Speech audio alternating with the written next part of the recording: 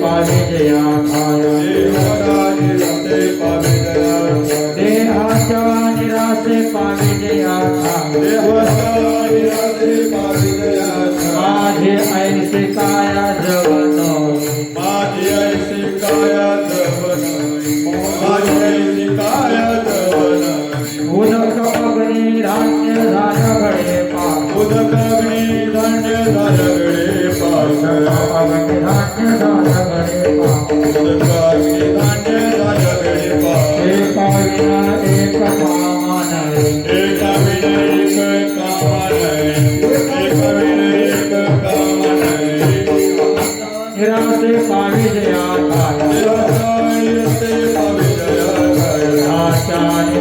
पाविजया निरसे पाविजया माझे ऐसे काय जगनो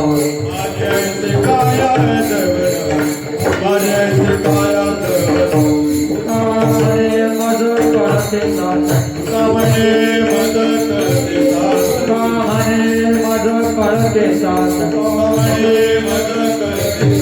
बड़बड़ी जीवान अथवा सत्य बड़बड़ी जीवानी अथवा सत्य बड़बड़ी जीवानी अथवा करते साथनी कामने मद करते साथ कामने मद करते साथ कामने मद करते साथ बड़बड़ी जीवानी अथवा सत्य बड़बड़ी जीवानी अथवा सत्य बड़बड़ी जीवानी अथवा या निरसे पाविजया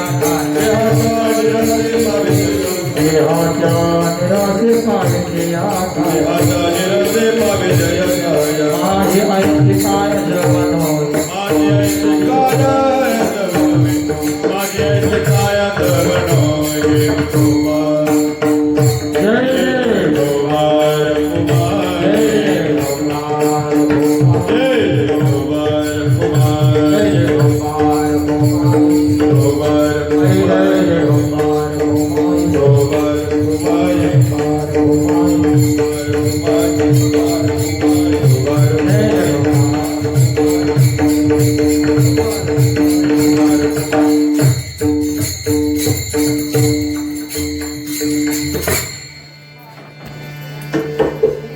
तो त्याग भक्तीचे न मन वैराग्य तो त्याग भक्तीचे मन वैराग्य तो त्याग भक्तीचे मन वैराग्य तो त्याग भक्ती तेरा मन वैराग्य तो त्याग भक्ती तेरा मन वैराग्य तो त्याग भक्ती देणा मन वैराग्य तो त्याग भक्ती देणा मन वैराग्य तो त्याग ज्ञान भ्रमी भोग हे ब्रह्मतनो ज्ञान भ्रमी भोग ब्रह्मतनो देहाचा निराशे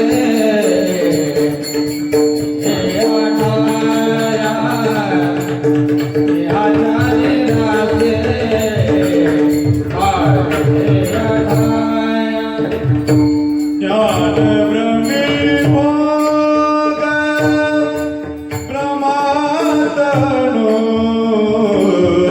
ज्ञान ब्रह्मी भोग प्रमातनो देहाचा निराशा भावे जयाताय देहाचा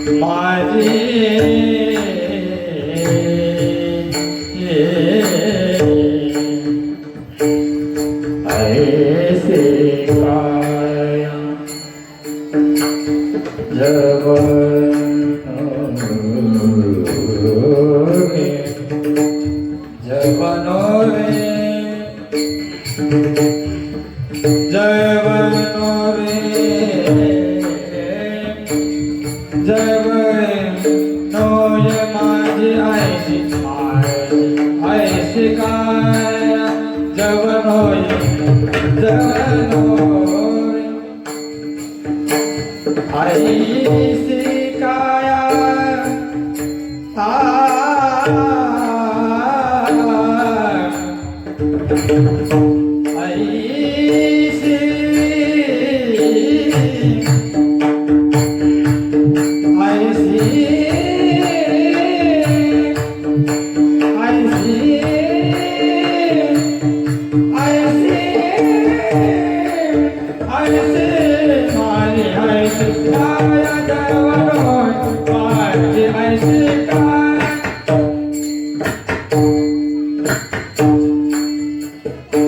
माझी ऐसी काया जवन हे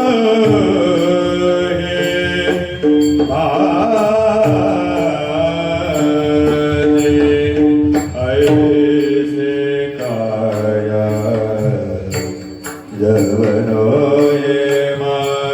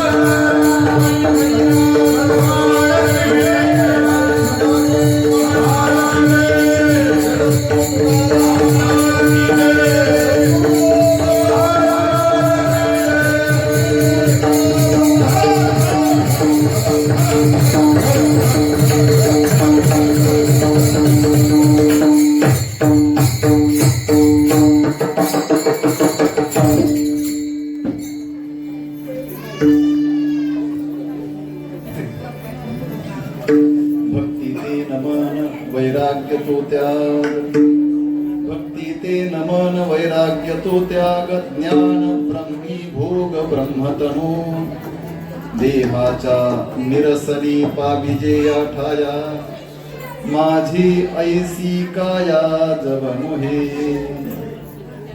उदक अग्नी धान्य झाल्या घडे पाक, एका बिन एक कामानये, देहाच्या निरसने पाविजे आठाया, माझी ऐसी काया जवनही, तुका म्हणे मज कळते चाचणी, तुका म्हणे मज कळते चाचणी, बडबडीची वाणी अथवा सत्य, देहाच्या निरसनी पाविजे आठाया, माझी ऐसी काया जवन हे विठ्ठल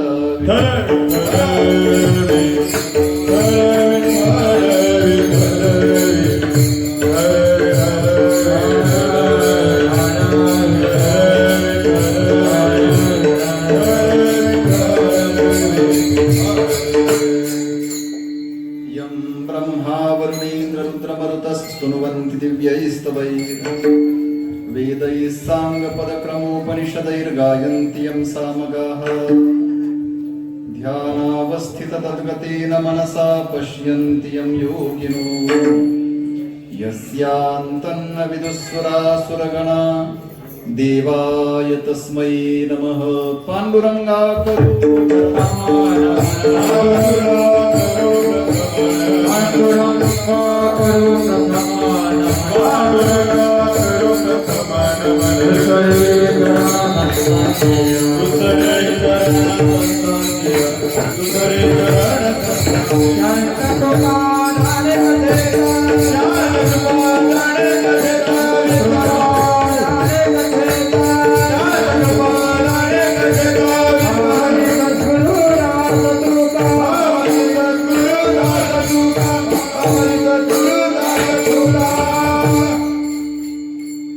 सच्चिदानन्दरूपाय विश्वोत्पत्त्यादि हेतवे तापत्रय विनाशाय श्रीकृष्णाय वयं नमः। कर्पूरगौरं करुणावतारं संसारसारं भुजगेन्द्रहारं सदा वसन्तं हृदयारविन्दे भवं भवानी सहितं नमामि। यदक्षरमनाख्येयमानन्दमयमव्ययम् श्रीमन्निवृत्तिनाथेति ख्यातं दैवतमाश्रये। नमो ज्ञानेश्वरा नमो ज्ञानेश्वरा, निवृत्ती उदारा सोपानदिवा, मुक्ताबाई नमो त्रिभुवन पावनी, आद्यत्रय जननी देवाचे। नमो सद्गुरु तुकया ज्ञानदीपा, नमो सद्गुरु सच्चिदानंद रूपा, नमो सद्गुरु भक्त कल्याण मूर्ती, नमो सद्गुरु भास्करा पूर्ण कीर्ती। आत्मरूप गणेशु स्मरण, सकळ विद्यांचे अधिकरण, तेच बंधू श्री चरण श्री गुरूंचे, ते नमस्कारोनी आता। संपाद्य ज्ञानंच विधाय भक्तिं, विलोकितो येन समाधिराजः। वैराग्यवन्तं सुविचारयुक्तं, नमामि जोगं शिरसा गुरुन्तं। सोनोपंत तथा कुणी आवडीने मामा असे बोलती, नामे शंकर शंकरा सदा समकरा, निसंग तो सन्मती। पुण्यश्लोक चितो वारकरी संप्रदायाचा अध्वर्यो खरा शोभतो ऐशा संतवरा सदा शुभकरा दांडेकरा वंदितो विठ्ठला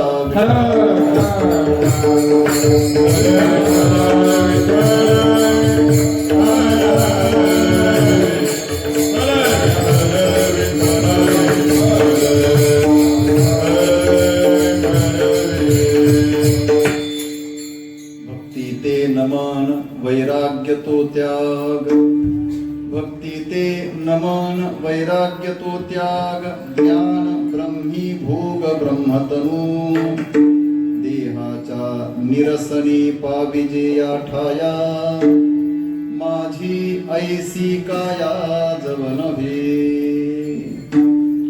भगवत चिंतन सेवे करताना उडलेला अभंग आपणा सर्वांचे सुपरिचित वारकरी संप्रदायाचा कलशस्थान देहू निवासी वैराग्य राग रसिक श्रीमंत श्री जगद्गुरु तुकोबाराय यांच्या अभंग गाथेतील 4 चरणांचा अद्वैत पर प्रकरणातील अभंग असून वर्तमान अभंगाच्या माध्यमातून जगद्गुरु श्री तुकोबाराय अद्वैत स्थिती अर्थात वर्तमान आपल्याला प्राप्त असणाऱ्या स्थितीची प्राप्ती कोणत्या साधनांनी झाली त्या साधनांचा समुच्चयात्मक उपदेश करतायत. विठ्ठल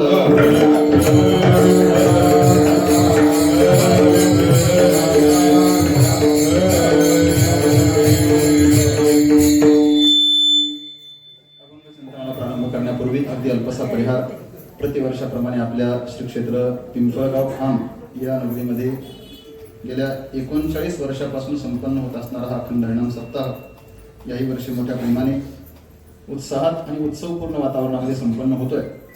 संपन्न होत असणाऱ्या या नामयज्ञातील आजची क्रमाने या वर्षाची 4थ्या दिवसाची हरिकीर्तन सेवा समस्त ग्रामस्थ मंडळी तसेच सप्ताह संयोजक समिती यांच्या माध्यमातून आणि ज्यांच्या आशीर्वादाने कृपाशीर्वादाने मार्गदर्शनाने आपण हा नामयज्ञ संपन्न करत आहोत असे आदरणीय परमपूज्य श्री हरिभक्ती परायण निष्काम कर्मयोगी शिवराम बाबा अंबुजी म्हसकर यांच्या प्रेरणेने त्यांच्याच मार्गदर्शनाने आशीर्वादाने ही चिंतन सेवा आमचे परमस्नेही आणि ज्यांचं पारमार्थिक क्षेत्रामध्ये विशेष असं योगदान आहे, विशेषतः लहान मुलांना पारमार्थिक वळण लागावं आणि त्यांच्या पारमार्थिक जीवनाची वाटचाल सुखरूप व्हावी याच्याकरता प्रयत्नशील असणारे. तसं तर त्यांचं स्वतःचं चालणं बंद आहे पण अनेकांचा परमार्थ ज्यांनी वाटेला लावला आहे असे आमचे परमस्नेही हरिभक्तीपरायण पंढरी महाराज यांच्या आज्ञेने ही चिंतन सेवा माझ्या वाट्याला प्राप्त आहे. आपल्या गावातील श्री बंडूजी जाधव यांच्या वतीने आजची ही सेवा महाराजांच्या द्वारे मला प्राप्त झालेली आहे. आपल्या मर्यादित आणि नियोजित वेळेमध्ये आपल्याला प्राप्त असणाऱ्या अभंगाचं काहीच चिंतन करायचंय. विठ्ठल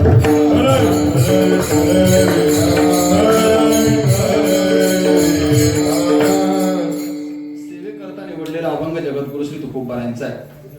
या अभंगातून तुकोबारायांनी आपल्या जीवनात असणाऱ्या प्राप्त असणाऱ्या स्थितीचं प्राप्तव्य आपल्याला कशाने प्राप्त झालं अर्थात साध्य कशाने झालं याचा विचार सांगितलाय आणि तो विचार सांगत असताना त्याच्यामध्ये समुच्चयात्मक भक्ती वैराग्य आणि ज्ञान या तीनही भूमिका माझ्या जीवनामध्ये सिद्ध झाल्या म्हणूनच माझी ऐसी काया जव नव्हे हे मला प्राप्त झालं आणि स्थिती अशी झाली मज कळते चाचणी मला सगळ्याची निवड अर्थात परीक्षण करण्याचं सामर्थ्य प्राप्त झालं. ही तुकोबारायांची आजची भूमिका आहे. आज तुकोबाराय साधनेपासून साध्यापर्यंतचं वर्णन करतायत. यात नवल नाही. साध्य प्राप्त झाल्यानंतर ज्यांना ज्यांना साध्य प्राप्त झालंय त्यांच्या साध्याची परीक्षा घेऊन स्वतः परीक्षकाच्या भूमिकेतूनही बोलतात. विठ्ठल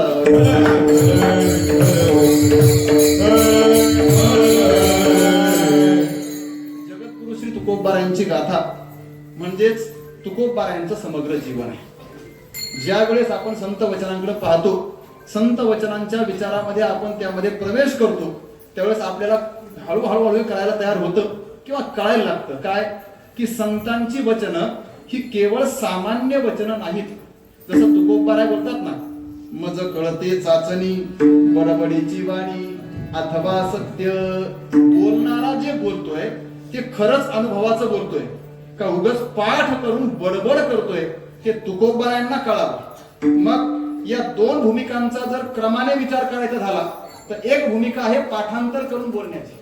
इथं अनुभवाचा मागमूस काहीच नाही. इथून परमार्थाला सुरुवात होते आणि ही परमार्थाची सुरुवात जाते कुठपर्यंत तर जेव्हा तोच साधक साधना करून साध्य प्राप्त करतो, सिद्ध होतो आणि सिद्धावस्थेचा अनुभव त्याच्या मुखातून सहज लीलया बाहेर पडतो, हेही त्याचं बोलणंच आहे.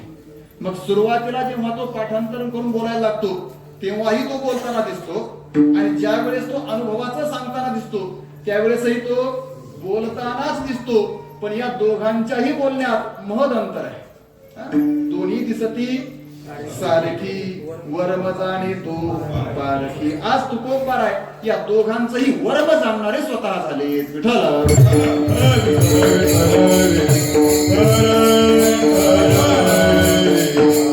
तसं तर तुकोबार आहे कळणं हे आपल्यासारख्याचं कामच नाही महाराज. आपल्याला सगळ्यांना माहिती विस्तार करत नाही. तुकोबार आहे संत आहे.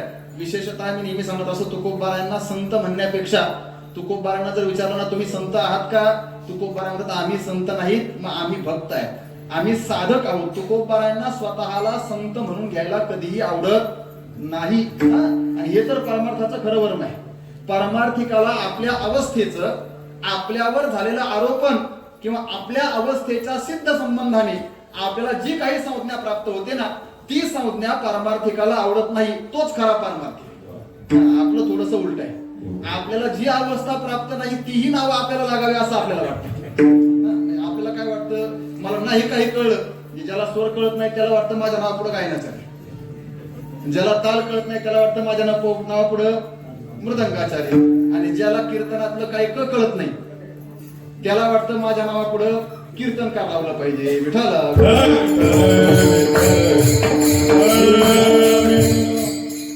आमच्या संबंधाने बोललो, तुम्ही तुमचं लावून घ्या. कारण तुमच्या पदव्या आम्हाला काही कळत नाही. पण सांगू, आमच्याकडे एक समष्टी आणि सामान्य रूपाने सगळ्यांना दिली जाणारी पदवी भ प. याचा अर्थ काय? हरी भक्ती परायण. बरोबर आहे. मग हरिभक्ती, हरीच्या भक्तीमध्ये जो परायण आहे, नित्य रममान आहे, त्याला म्हणायचं हरिभक्ती परायण. पण आता सध्या असं झालंय आमचं, ज्याला भक्तीतला भ कळत नाही तो सुद्धा ह भ प. कसा भ कसा प, त्याच्यात काही साधर्म्य असलं पाहिजे ना. त्याच्या सादृश्य त्याच्या जीवनामध्ये सिद्ध नसावं पण साधन अवस्थेत तरी असलं पाहिजे. विठ्ठल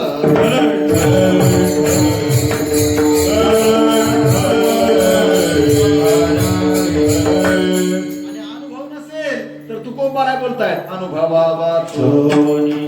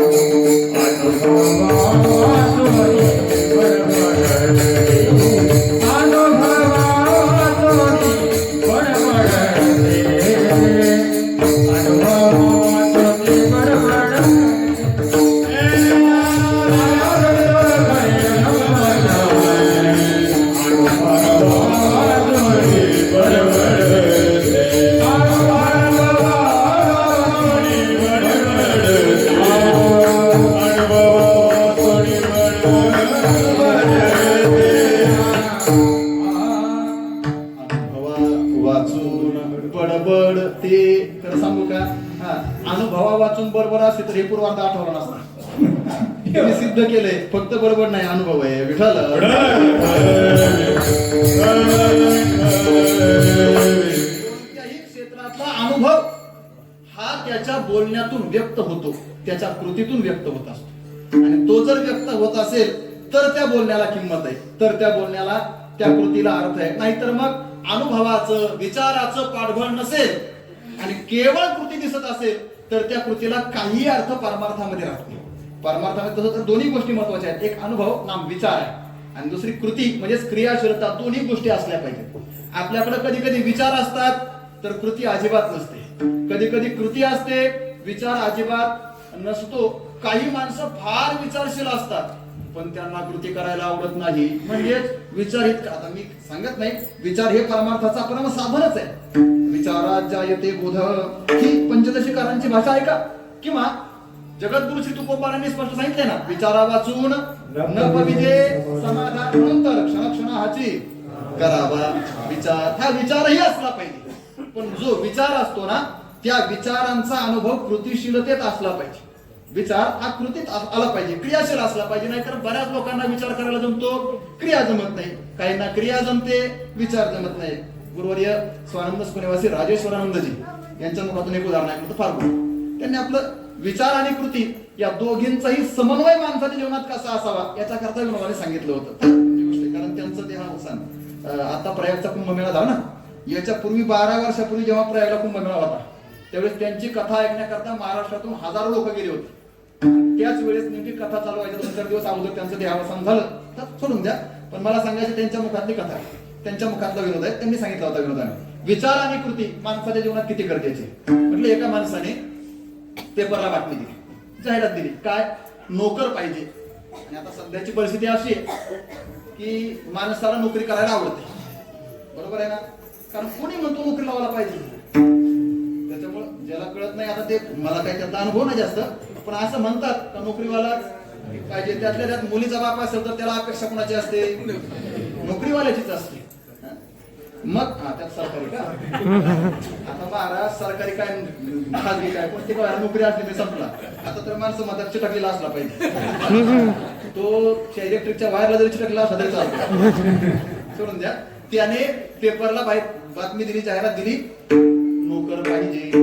तसं तर आपण स्वतंत्र होऊन जवळजवळ 75 वर्ष झाले, बरोबर आहे? भारत स्वतंत्र होऊन 75 वर्ष उलटून गेले. मग 75 नंतर माणसाला पराधीनतेची आवड अजून का आहे हाच मोठा प्रश्न आहे. हा, पारतंत्र्य नाही आवडलं पाहिजे, प्रत्येकाला स्वातंत्र्य आवडलं पाहिजे. 2 गोष्टी आहेत आपल्या समोर, एक नोकरी करता येते आणि एक स्वतःचा उद्योग व्यवसाय काहीतरी करता येतो. सांगा बरं, उद्योग व्यवसाय करणारा स्वतंत्र का नोकरी करणारा स्वतंत्र? उद्योग व्यवसाय करणारा स्वतंत्र आणि नोकरी करणारा परतंत्र. मग तुम्हाला काय आवडते? नोकरी आवडते, म्हणजे पारतंत्र्य आवडते. आणि परत म्हणायचं आमचा देश स्वतंत्र झालाय.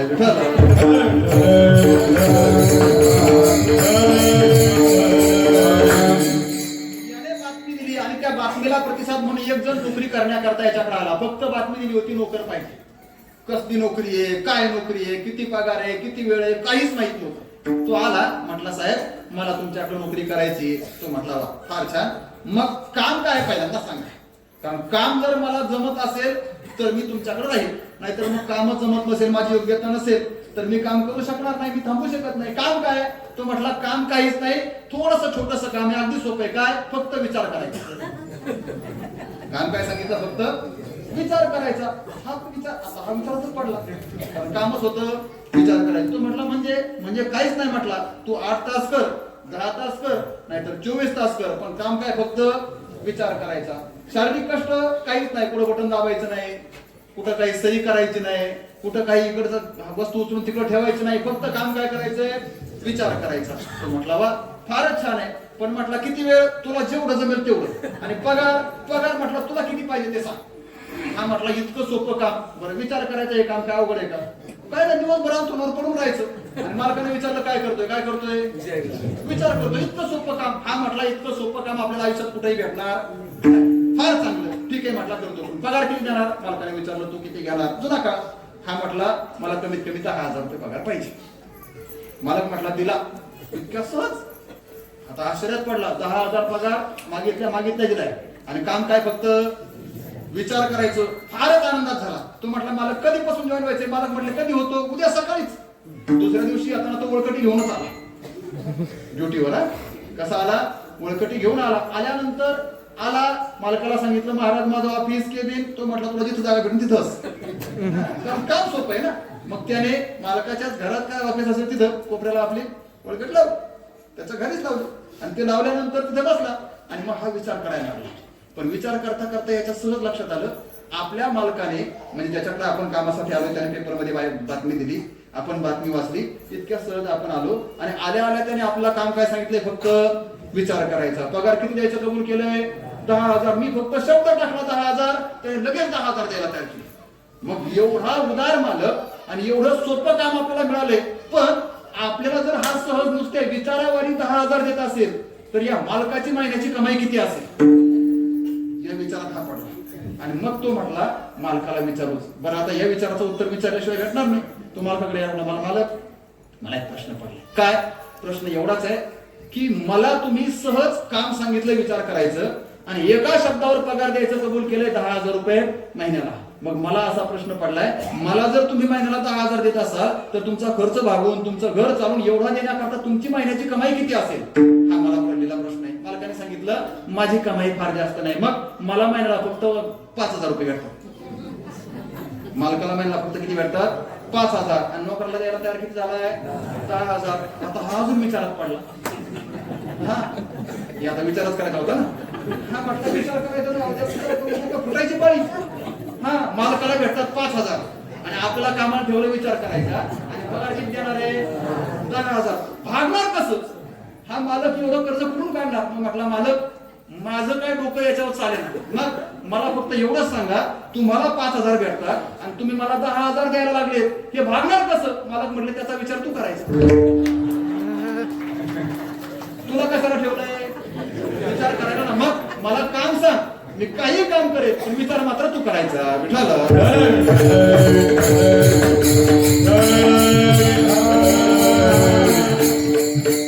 बाजूला ठेवला तर काही माणसं फक्त क्रियाशील असतात पण विचार अजिबात नसतो, आणि काही माणसं फक्त विचारी असतात पण त्यांना क्रिया करायला जमत नाही. परमार्थामध्ये दोन्हींचा समन्वय असावा लागतो, त्याला म्हणतात अनुभव. अनुभव नसेल तर केवळ बडबड दिसते, पण ती अनुभवावाचूनची बडबड तोपर्यंत आम्हाला कळतीये. मग ही कळण्याकरता अनुभव सिद्ध बडबड असावी.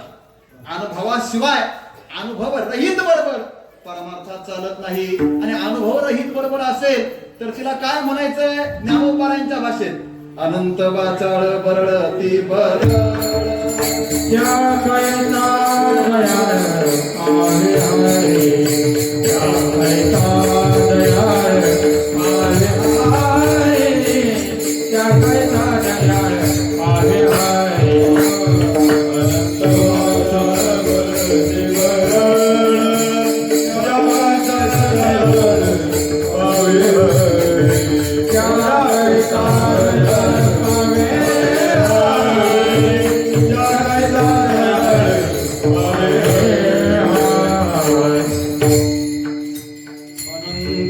वाचाळ बरळती बरळ. मी नेहमी सांगत असतो हे बरळणं पण फार गोड आहे. बरं का बरळणं हा शब्द आपल्या सगळ्यांना माहिती आहे. ज्ञानोपाऱ्या म्हणतात ज्याला परमार्थाचा अनुभव नाही त्याचं बोलणं म्हणजे काय आहे? बरळण आहे. बरळणं कशाला म्हणतात? माणूस बरळतो केव्हा तुमच्याकडे? झोपेत. झोपेत झोपून बरवून दाखवा, शक्यच नाही. काय झालंय, काही गोष्टींचा आरोप आता आपल्याला ते पाहायचंच आहे पुढं. भक्ती, वैराग्य, ज्ञान या सगळ्यांची लक्षणं करायची ना. लक्षण करत असताना लक्षण निर्दुष्ट करायचं असतं. हा ही न्यायाची भाषा आहे. दोष त्रय रहित जे असतं त्याला लक्षण म्हणतात. आणि असं लक्षण जर असेल तरच ते निर्दुष्ट मानलं जातं. विठ्ठल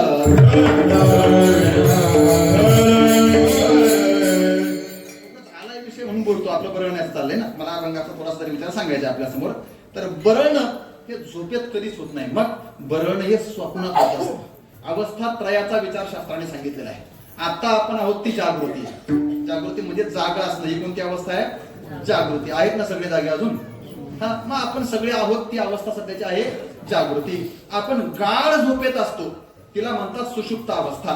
जेव्हा मला काहीही कळत नाही त्याचा अनुभव नंतर सांगता येतो. शास्त्रकार बोलतात ना, सुखम अहम अस्वात्सम न किंचित अवेदिशम. मी सुखाने झोपलो होतो, मला काहीही कळत नव्हतं. ही अवस्था आहे ती गाढ झोपेची आहे. पण या झोपेमध्ये माणसाला क्षणभर त्याच्या तुरीतच नाडीमध्ये एक बावचळल्यासारखं काहीतरी होतं, चळ येतो. त्याला स्वप्न असं म्हणतात. ते स्वप्न आपल्याला स्वप्नामध्ये लई वेळ गेल्यासारखं वाटतो. पण ऐका, शास्त्रकार असं म्हणतात आणि अनुभवी महात्म्यांचं हे म्हणणं आहे की स्वप्न फक्त 1 सेकंदाचं पडतं. किती सेकंदाचं? 1 सेकंदाचं. मग 1 सेकंदात माणूस जन्माला येतून मरतो, एवढं आयुष्य जातं. किती कधी कधी युगाच्या युग जातात, पण कशामध्ये? 1 सेकंदामध्ये. कारण ते अत्यंत सूक्ष्म असतं स्वप्न. पण या स्वप्नामध्ये माणसाला कधी कधी अनुकूल विषय दिसतात म्हणून तो आनंदित होतो आणि मग हर्षाने बरं झालं चांगलं झालं म्हणून हसताना दिसतो, त्याचं बाहेर भावतो. कधी कधी त्याला काही विचित्र, कधी वाघच दिसतो, कधी भूतच दिसतं, कधी कधी डोंगरच छात. आता कोणाचे स्वप्न कसे असतात काय माहिती नाही, पण त्या स्वप्नामध्ये काहीतरी प्रतिकूलता निर्माण होते आणि त्या प्रतिकूलतेचा परिणाम बाह्य शरीरावर होतो. आता तो कसा होतो याच्यातही स्वतंत्र स्थिती आहे, कारण या 3 अवस्थांच्या पुन्हा अजून 3 अवस्था केल्या फार सूक्ष्म आहे, विस्तार करत नाही. मग जागृती जागृती, जागृती स्वप्न, जागृती सुषुप्ती, पुन्हा स्वप्न जागृती, स्वप्न स्वप्न, स्वप्न सुषुप्ती आणि सुषुप्ती जागृती, सुषुप्ती स्वप्न आणि सुषुप्ती सुषुप्ती अशा एकूण 9 अवस्था होतात.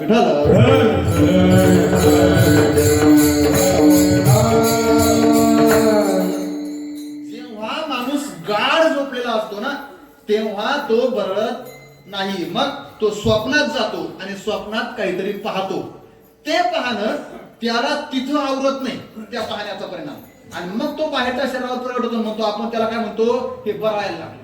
हे बरळणं स्वप्नातल्या अस्तित्वाचा परिणाम आहे, स्वप्नातल्या दृश्याचा परिणाम आहे. मी का सांगत होतो, माणसाचं बरळणं स्वप्नात असतं, बरोबर आहे. तसं तर स्वप्न झोपल्यावरच पडतं म्हणून आपण त्याला झोपेतलं म्हटलंय.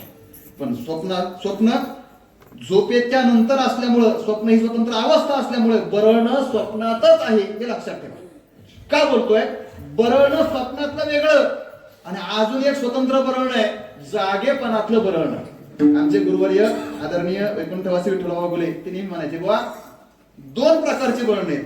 झोपेतलं म्हणजे स्वप्नातलं बरळणं वेगळं आणि जागृतीतलं बरळणं वेगळं. मग स्वप्नातलं बरळणं परवडलं, पण जागेपणातलं बरळणं परवडत नाही. कारण स्वप्नातलं बरळणं कुठपर्यंत, अहो जोपर्यंत स्वप्नात आहे तोपर्यंतच. स्वप्न संपलं, बरळणं संपलं. पण जागेपणातलं बरळणं तसं नाही. जागेपणात काही काही माणसं उघड्या डोळ्याने बरळतात, मी असं केलं, मी तसं केलंय, मी आहे म्हणून चाललंय आणि माझ्याशिवाय काहीच होणार नाही. हे काय बरळणच आहे, अनंत वाचाळ. मी आहे म्हणून चाललंय, हे बरळण आहे ना.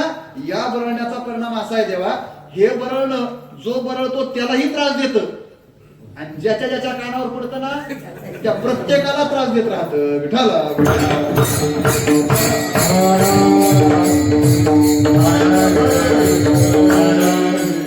आपलं अनुभवहीन बोलणं म्हणजेच बरळणच आहे.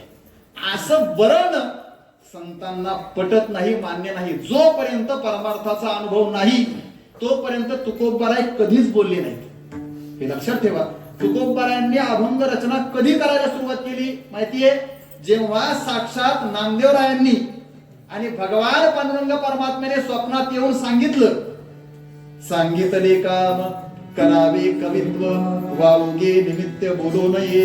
कुणी कुणी नामदेवे केले स्वप्ना माझी जागे सबे पांडुरंगे येऊन या.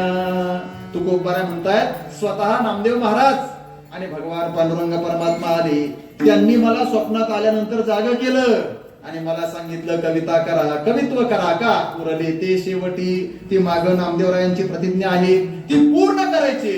म्हणून नामदेवरायांना सोबत घेऊन भगवान परमात्मा आले, त्यांनी सांगितलं हा पारमार्थिक अनुभव उराशी आहे आणि मगच बोलायला सुरुवात केली आहे. विठाला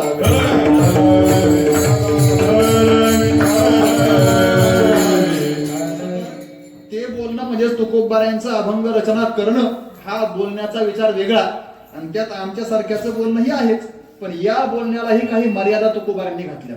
हे बोलणं जरी अनुभवाचं नसतं किंवा नसलं तरी सुद्धा अनुभव्यांचं असावं हा एक सामान्य विचार आहे. म्हणजेच आपलं बोलणं जरी अनुभवाचं, आता काय माझ्यासारखा अज्ञानी साधकही म्हणण्याची आपली लायकी आहे का नाही माहिती, पण तरी सुद्धा या अवस्थेवर असणारे आपण त्या तुकोबारायांच्या वचनाचा अनुवाद करणं ही आपली योग्यता आहे का नाही. तरी सुद्धा आपण बोलतोय ना, मग आपलं अनुभवाचं नसलं तरी जे अनुभवी आहेत त्यांचं आपण बोललं पाहिजे. अनुभवाचं नसलं तरी अनुभव्यांचं असलं पाहिजे, हे महत्वाचं आहे. विठाला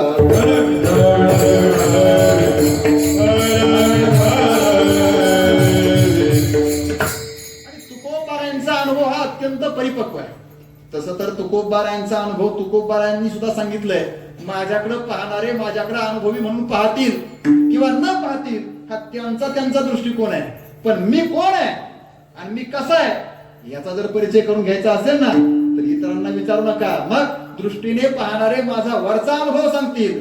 मला विचारायचंय, पुसणे ते पुसा पांडुरंगा, पुसणे ते पुसा पांडुरंगा, पुसणे ते पुसा पांडुरंगा. तुका म्हणे नवे दिसतो मी तैसा,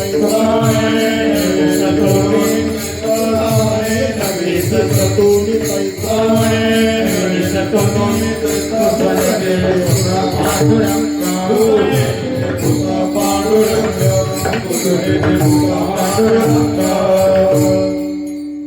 तुका म्हणे नव्हे दिसतो मी तैसा.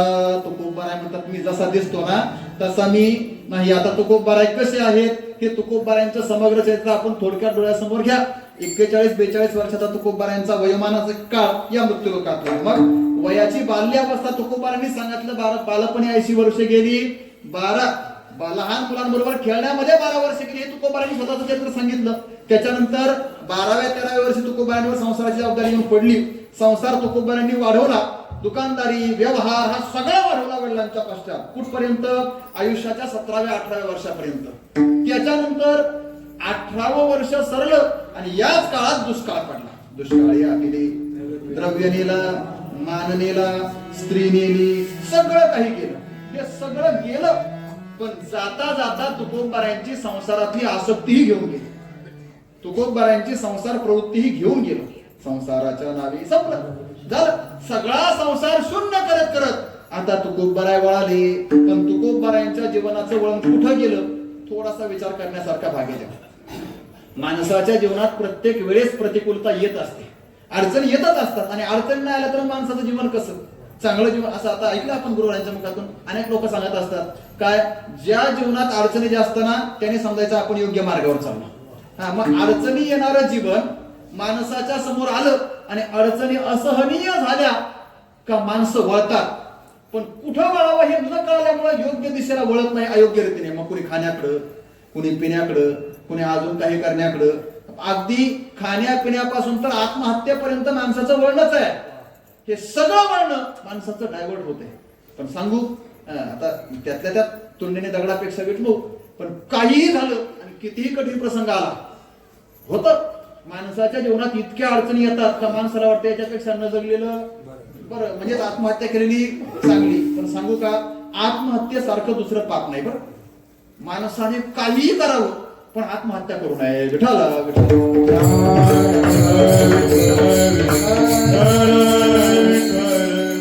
अर्थ तुम्ही म्हणता महाराजांनी सांगितले काही करावं करा बाकीचं काही, असं नाही. विकल्पाने बोलू नये. पण माणसाने आत्महत्या करण्याकरता प्रवृत्त होऊ नये. कारण आत्महत्या राहतो पातकांची राशी ही तुकोबारांनी म्हटलंय. जगातली सगळी पाप आत्महत्या करणाऱ्याच्या उखंडी आहेत. म्हणून आत्महत्या करू नये. आणि अजून सांगतो, ऐकून ठेवा, आत्महत्या करणाराचा इतका निषेध आणि इतकी निंदा शास्त्राने केलेली आहे की जो आत्महत्या करतो ना त्याच्या मैतीला कुणी सुद्धा जायचं नाही. आत्महत्या करणाऱ्याच्या मैतीला सुद्धा तुम्ही जाऊ नये ही शास्त्राची आज्ञा आहे. म्हणून उगाच आपल्या मैतीला कुणीतरी हे वाटत असेल ना तर त्यासाठी तरी निदान आत्महत्या करू नये, एवढं लक्षात ठेवावं. विठाला या पर्यायाचं घडण्यापेक्षा काय करावं? तुकोबाराय जसे अंतर्मुख झाले, मग तुकोबाराय वळाले देवाकडं, तुकोबाराय वळाले देव घराकडं, तुकोबाराय वळाले सद्ग्रंथांच्या चिंतनाकडं. आणि तिथून तुकोबारायांचा परमार्थ उत्कर्षाने सुरू झाला. ती सुरुवात झाली. आणि मग तुकोबाराय आरंभी कीर्तन करी एकादशी अगोदर काही पाठ केली, संतांची उत्तरे विश्वासादरे करून या इथून सुरुवात झाली. परमार्थाला लागले आणि मग स्वप्न जागृती झाली. आणि नामदेवरायांनी भगवंताने आज्ञा केली, अभंगाला सुरुवात झाली. पुढे बाबा चैतन्यांचा अनुग्रह झाला. हा सगळा विचार, या सगळ्यामध्ये पहिल्यांदा तुकोबाराय बाल्यावस्थेत आहेत. परमार्थ आहे का? अगदी सामान्यतः परंपरेचा जेवढा घडत असेल या मुलांसारखा तेवढाच. त्याच्यानंतरही लग्न झालं, व्यवसाय आला आणि सगळी संसाराची जबाबदारी खांद्यावर आली. तुकोबाराय इतका प्रगतीने आणि इतका कटाक्षाने व्यवहार करत होते असं म्हणतात. आता गुरुवारी राऊत बाबा सांगत असतात, ते म्हणतात तुकोबारायांनी त्या 5-6 वर्षामध्ये एवढं बारकाईने दुकान चालवलं का अगोदर तुकोबारायांचं दुकान म्हणजे टपरी होती. पण जेव्हा दुष्काळ पडला त्याच्या अगोदरच्या काळामध्ये तुकोबारायांच्या दुकानाचा व्याप इतका वाढला होता का पुण्यातले मोठमोठे दुकानदार होलसेलचा माल घ्यायला तेवढा यायला लागले होते. एवढं मोठं दुकानाचं व्याप तुकोबारायांनी वाढवला होता. मग हे सगळं करणं परमार्थिकाचं काम आहे का संसारिकाचं? संसारिकच आहे. म्हणजे तुकोबाराय दिसताना संसारिक दिसतात. तुकोबारा दिसताना या मुलासारखे लहान दिसतात, तुकोबारा दिसताना अभंग पाठ करतात, ज्ञानेश्वरी गाथेची भागवताची पारायण करतात म्हणजे साधकही दिसतात, आणि शेवटी तुकोबारा वैकुंठाला असताना आमच्या स्वतःच्या अस्तित्वाची प्रचिती करून देतात. तीही त्रिभुवनी आम्ही वैभवाचे धनी किंवा गोटविनलाळ ब्रह्मज्ञानी हाती, ही स्वतःच्या अनुभव सिद्धी कथाही सांगतात. याचा अर्थ तुकोबारा स्वतःच्या ठिकाणी सगळ्या भूमिका दाखवतात, पण तरी सुद्धा हे दिसून सुद्धा तुकोबारा म्हणतात नव्हे दिसतो मी तैसा, मी जसा दिसतोय तसा नाही. मग मी कसा आहे हे विचारायचं असेल तर दुसऱ्या कोणाला विचारू नका, पुसणी ते पुसा पांडुरंगा देवाला विचारा. तुकोबारा यांचा स्वतःचा अनुभव आहे. मग या अनुभवाचा विचार तुकोबारा आपल्या समोर ठेवतायत. पण ऐका, आज तुकोबारा आपल्या समोर हा परमार्थाचा सगळा अनुभव ठेवणार आहे, आणि ठेवत असताना जी भूमिका त्यांनी आपल्या जीवनात स्वीकारली आहे त्या सगळ्या भूमिकांचं सार साधन रूपाने आपल्याला देणार आहे. पण देत असताना तुकोबारा म्हणतायत मी ज्या अवस्थेवर आलोय या अवस्थेवर येण्याकरता अगोदर देहाचं निरसन करावं लागतं. अभंगाचं दुसरं देहा चालीरास पावे जया जया, देहा चालीरास पावे जया जया, देहा चालीरास पावे जया जया, देहा चालीरास पावे जया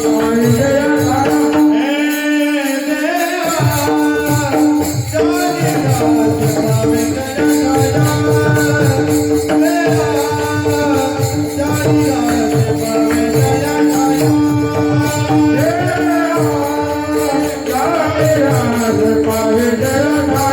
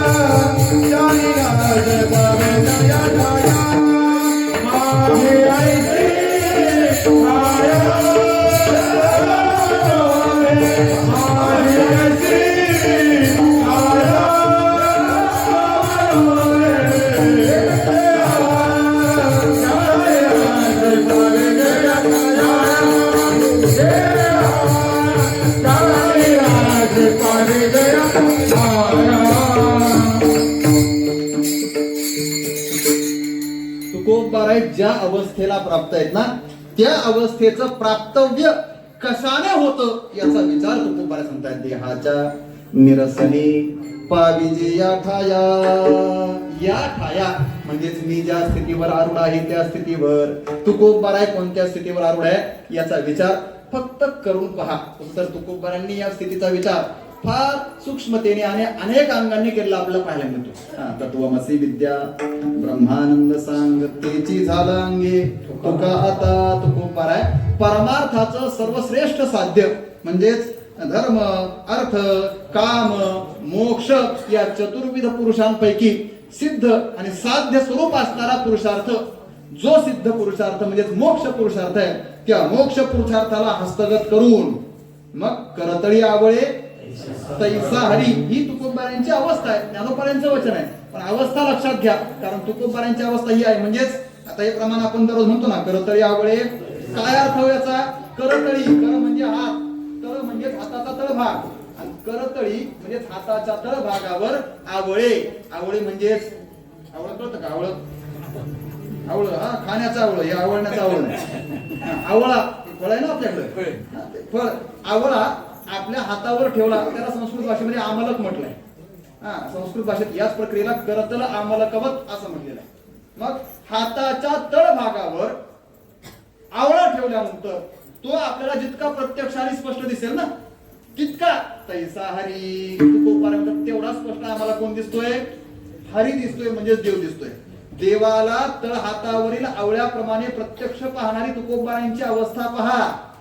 आणि सर्वत्र देवाचं अस्तित्व आहे हे म्हणून सुद्धा आपला कधीच कुठं देव दिसत नाही.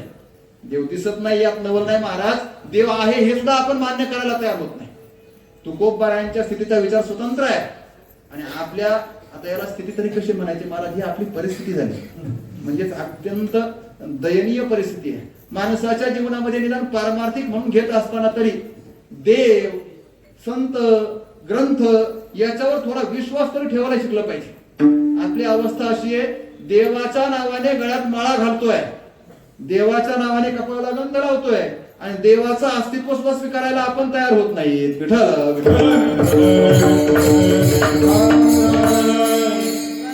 फारच म्हणजे आता हा विचार फारच दयनीचा झालाय सध्या. आमचे गुरुजी सांगायचे वरदान ते म्हणायचे बुवा काय माणसाला देवाचं अस्तित्व देवळात तरी सर्वांगाने पूर्ण माहिती आहे का ज्ञात आहे का याचा विचार आहे. आपण सर्वा गटीराम हे मान्य करतच नाही. देव सगळीकडे आहे ना. जननो हे अवघा हा जनार्दन किंवा साधू पुरुषांचा अनुभव आईसा ज्याचा अनुभव विश्वदेव सत्यत्व हे तर आपण स्वीकारतच नाही. पण निदान मंदिरात देव आहे आणि तो देव सर्वज्ञ आहे एवढं तरी आपल्याला कळतंय का, एवढं तरी आपण स्वीकारतो का याच्याकरता ते सांगायचे काय बुवा म्हणायचे बुवा एखादा मनुष्य आता गावातला सगळ्यांचा नियम आहे गावागावात मंदिर असतं का सकाळी उठल्यानंतर आपण कोणत्याही कार्यालयात कुठेही चाललो की जात असताना पहिल्यांदा मंदिरात यावं देवाचं दर्शन घ्यावं मग पुढे जावं. आता लोकांना ती सुद्धा अडचण वाटते मंदिरात जायचं कशाला आणि परत बाहेर यायचं कशाला तोपर्यंत चपला बाहेर राहतील का नाही अडचणीच आहे. मग त्याच्यापेक्षा बाहेरून देवाला हात जोडायचा. आमचे बॉयवर सांगायचे म्हणायचे एक मनुष्य असा गावातून निघाला नेमका त्याचा मार्गच मंदिराच्या पूर्ण होता. जात असताना आता त्याच्या लक्षातच नाही आपल्या मंदिरात कोण जायचे. तो घराच्या बाहेर पडला पोटभर खाल्लं होतं पाणी पिला होता आणि खाऊन पिऊन निघाल्यानंतर पहिल्यांदा काय करतो माणूस त्याने तंबाखूची पुडी तो बाटवा खिशातून काढला. आता ते काय छोटी चुना ते चुना काढला तंबाखू लावला मळायला सुरुवात केला आणि मळता मळता तो नेमका मंदिराच्या समोर आला. त्याच्या लक्षात आला आपण कुठं आलोय मंदिरासमोर आलोय. आता दर्शन घेतल्याशिवाय कसं जायचं बरं आता तंबाखू आहे पायात चप्पल आहे एवढं सोडून आतमध्ये जायचं म्हणजे तंबाखू फेकून द्यायला लागेल चप्पल बाहेर काढावं लागेल. त्याच्यापेक्षा त्याने काय केलं तंबाखूचा हात मागं लपवला चप्पल बाहेर काढली तिथूनच उजव्या हाताने देवाला नमस्कार केला जागेवर गोल फिरला परत पायात चप्पल घातली आणि पुढे निघून गेला. एक 5-10 पावलं पुढे गेला आणि मग त्याच्यानंतर मागचा हात पुढे आला आणि पुन्हा पहिली प्रक्रिया सुरू झाली. झालं प्रक्रिया संपली. मला काय पुढे सांगायचं नाही फक्त या क्रियेतला भाव तुम्हाला काय वाटतो याचा अर्थ आदर बरोबर आहे. तंबाखू जरी खात असला तरी त्याचा देवाबद्दल काय आहे आदर आहे. त्याला देवाची भीती वाटते कारण देवाच्या पुढे तंबाखू खायची नसते. एक सामान्य सांप्रदायिकता धार्मिकता त्याच्या अंतःकरणामध्ये आहे बरोबर आहे. पण एवढा याचा सामान्य अर्थ नाहीत ना. याच्या मागची सायकोलॉजी म्हणजे त्याच्या मागचं मानसशास्त्र फार सूक्ष्म आहे. याचा अर्थ काय होतो याचा अर्थ असा आहे त्या मूर्खाला असं वाटतं म्हणजे मी त्याला मूर्खच म्हणेन काय तरी कसं म्हणायचं मला त्याला असं वाटतं का देवाला मागच्या हातातली तंबाखू कळत आणि ज्याला मागच्या हातात काय हे कळत नाही त्याला देव म्हणून त्याच्या पाया पडायचं काय गरज हा म्हणजे हा सरळ देवाच्या पुढे गेल्यानंतर हात पुढे लपवतो. आपण देवाचं अस्तित्व सर्वांगाने आणि सर्वज्ञत्वाने स्वीकारतो का नाही हा सगळ्यात पहिला प्रश्न आहे. विठ्ठल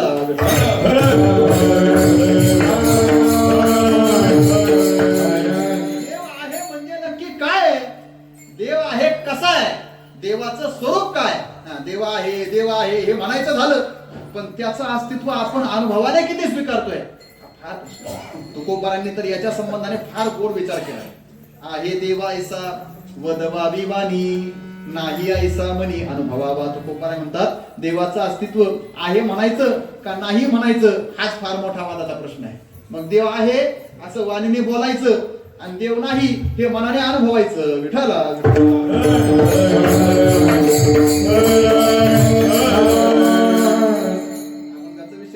तरी थोडस बोलतो उगाच विषय आला म्हणून काय देव आहे असं म्हणायचं देवाचं अस्तित्व स्वीकारलंच पाहिजे ना. कारण जगताम यदि नो करता जगताला कुणीतरी करता मानावा लागेल म्हणजे देव मानावा लागेल स्वतंत्र विचार आहे. पण देव नाही असं अनुभवायचं कसं अनुभवायचं त्याच्याकरता शास्त्रामध्ये आमचे गुरुवर्य दत्ताचार्य डॉक्टर महाराज नारायण महाराज एक उदाहरण सांगत असतात. आता आपलं फार ग्राम येते आणि सामान्य शेतकऱ्यांच्या जीवनातलं आहे. तुम्हाला शेती माहिती आहे शेती अनेक प्रकारची असते. शेती कसदार असावी असे वाटत असेल तर शेतीचा मातीचा रंग कसा असला पाहिजे काळा बरोबर आहे. तांबडी असते पांढरी असते पण कसदार शेती कोणती काळी जमीन बरोबर. डॉक्टर मला सांगत असतात शास्त्रामध्ये आलेलं प्रसिद्ध उदाहरण आहे. काय झालं म्हटले काळी शेती म्हणजेच काळी जमीन त्यात उन्हाळा सुरू झाला, पावसाळा संपला, हिवाळाही संपला, हिवाळ्यातलं पीक निघालं आणि उन्हाळा सुरू झाला. उन्हाळ्यामध्ये शहाणा शेतकरी शेतामध्ये काही पेरत नाही. मग एकदा हिवाळी पीक निघालं का शहाणा शेतकरी 4 महिने जमिनीला विश्रांती देतो. का? पुढच्या पावसाळ्यात पाऊस पडल्यानंतर जमिनीचा पोत जमिनीत कसदार राहावी आणि पीक चांगलं याच्या करता. आता आपल्याला महाराज जमिनीला खतं टाकून ते रासायनिक खतं असेल त्या जमिनीची पण मृदा व्यवस्थित ठेवली नाही आणि आपल्याही अपेक्षा आपण बाळगून ठेवल्या, त्याच्यामुळे आपल्या रोगराई निर्माण झाली. स्वतंत्र विचार आहे, मला काय त्याचा विचार करायचा नाही. मी काय कृषीचं शिक्षण घेण्याकरता देण्याकरता आलो नाही. फक्त मला एवढं सांगायचंय, काळी जमीन ही महत्वाची आहे.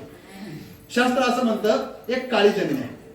हिवाळा संपलाय त्याच्यामुळं मालकाने एक 8-15 दिवस उन्हाने तापलेल्या जमिनीला नांगरलंय.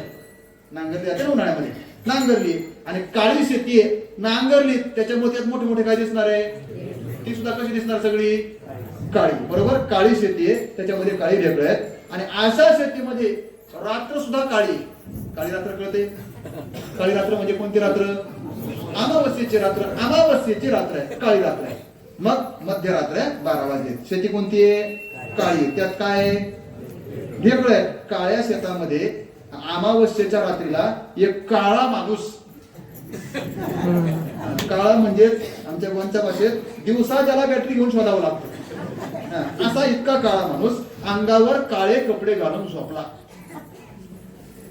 माझं बोलणं कळते ना तुम्हाला? शास्त्राची भाषा थोडं सांगतोय. काळ्या शेतामध्ये, आता काळ्या नांगरलेल्या शेतामध्ये काळ्या रात्रीला एक अत्यंत काळा भिन्न पुरुष काळी कपडे अंगावर घालून काय झाला? झोपला. झोपला म्हणजे तो जागा अजिबात नाही आणि तो झोपला हे कुणालाही माहिती नाही.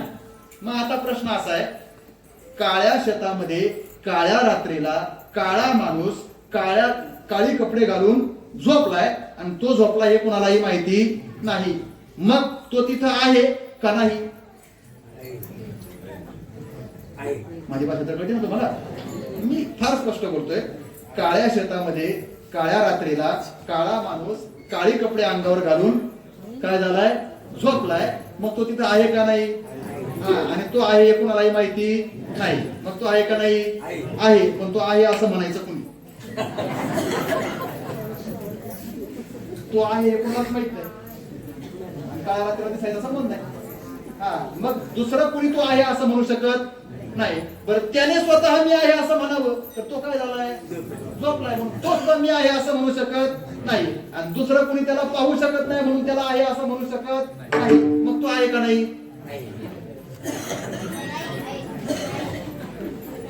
असायला आहे पण म्हणायला मात्र नाही. विठ्ठल आपण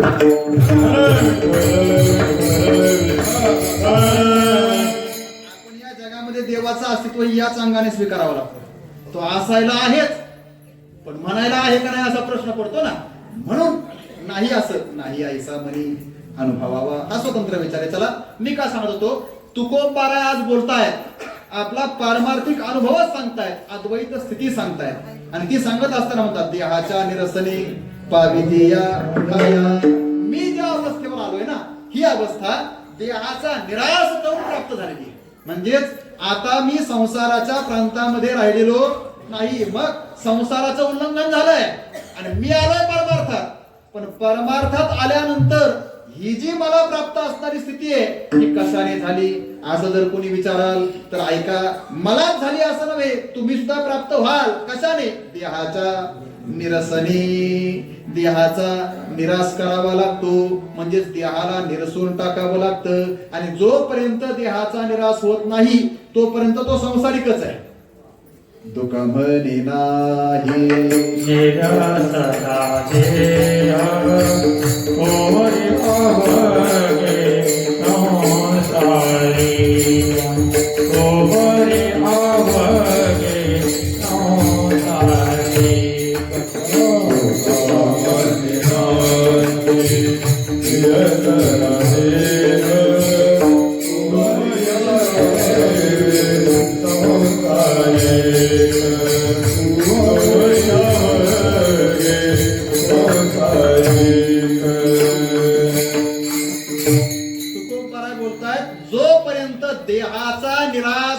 नाही तोपर्यंत प्रत्येक जण संसारीच आहे, संसारिक आहे. मग संसारिकता आता हा शब्द सुद्धा संसारिक म्हणायचा का सांसारिक म्हणायचा असा प्रश्न आहे.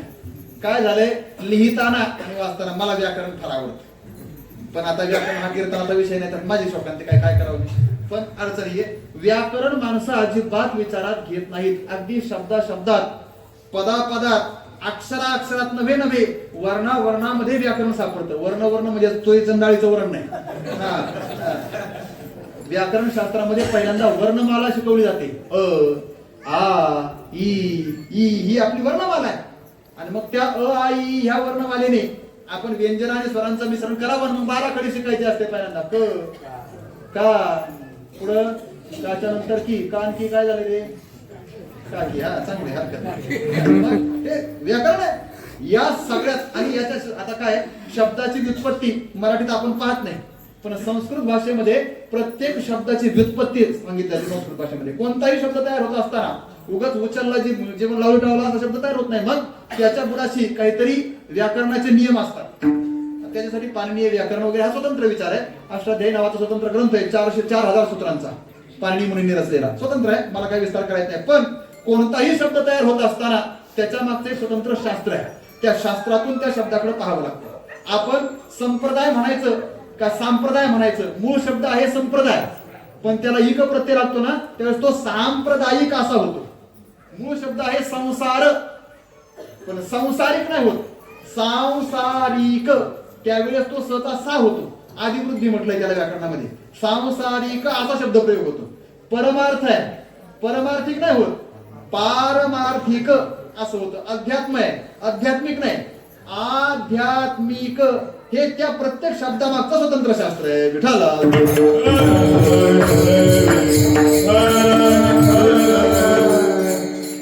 मी सांगत असतो काय, हे शब्दशास्त्र कळण्याकरता सुद्धा आपल्याला निदान मराठी तरी नीट कळली पाहिजे. आपली अडचण हीच आहे, आपल्याला मराठी सुद्धा नीट कळत नाही. आपण स्वतः मराठी म्हणून घेतो आणि मग मराठीवरून भांडण करायला आपण पुढे असतो. हा, महाराष्ट्रामध्ये मराठीच बोलली गेली पाहिजे, पण त्या मराठीतला म तरी आपल्याला कळतो का याचा विचार आपण केला पाहिजे. आपल्याला मराठी किती कळते, मराठीमध्ये शास्त्र आणि भाषा जरी कळायची असेल, फक्त व्याकरण शास्त्र आणि भाषा जरी कळायची असेल तर त्याच्याकरता 2-4 वर्षांनी मराठीचा अभ्यास केला पाहिजे नुसता व्याकरणाचा. आम्हाला अजून सुद्धा कळत नाही याची भीती वाटते, खंत वाटते. मराठी शब्द वाङ्मय पुढे आलं ना त्याची फारच म्हणजे डोक्यापुढे गणगण होते कधी कधी. सोडून द्या, मी आमचे गुरुजी एक उदाहरण सांगायचे ते म्हणायचे, सांगा मी तुम्हाला मराठी वाक्य सांगतो, त्याचा अर्थ तुम्हाला किती पडतोय सांगा आणि अर्थ पडतोय का ते सांगा. ते म्हणायचे, एक मनुष्य रस्त्याने चालला होता, येत होता तो एक तिकडनं आणि इकडनं आम्ही चाललो होतो. तो येत होता पण थोडस वेडवाकडे तोंड करूनच आला. त्याला विचारलं, काय बाबा फारच तोंड वेडवाकडे केलं. तो म्हटला, प्रसंगच असा पाहिला, फारच विचित्र दृश्य पाहिलं. अरे पण पाहिलं काय? मग त्याने सांगितलं, मी मेलेली गाय चालताना पाहिली. ऐकताय सगळे, काय सांगितलं त्याने? मी मेलेली गाय चालताना पाहिली. खरं का खोटं आहे? खोटं आहे. कारण आपल्याला मराठी कळत नाही, कारण आपल्याला मराठी कळत नाही. आणि मग हा म्हटला, असं कसं शक्य आहे? तो म्हटला, शक्य आहे, पाहिलं म्हणून तर सांगतोय. अरे पण कसं? मग त्याने सांगितलं, मी रस्त्याने चाललो होतो, मेलेली गाय रस्त्याच्या कडेला पडली होती, मी मेलेली गाय चालताना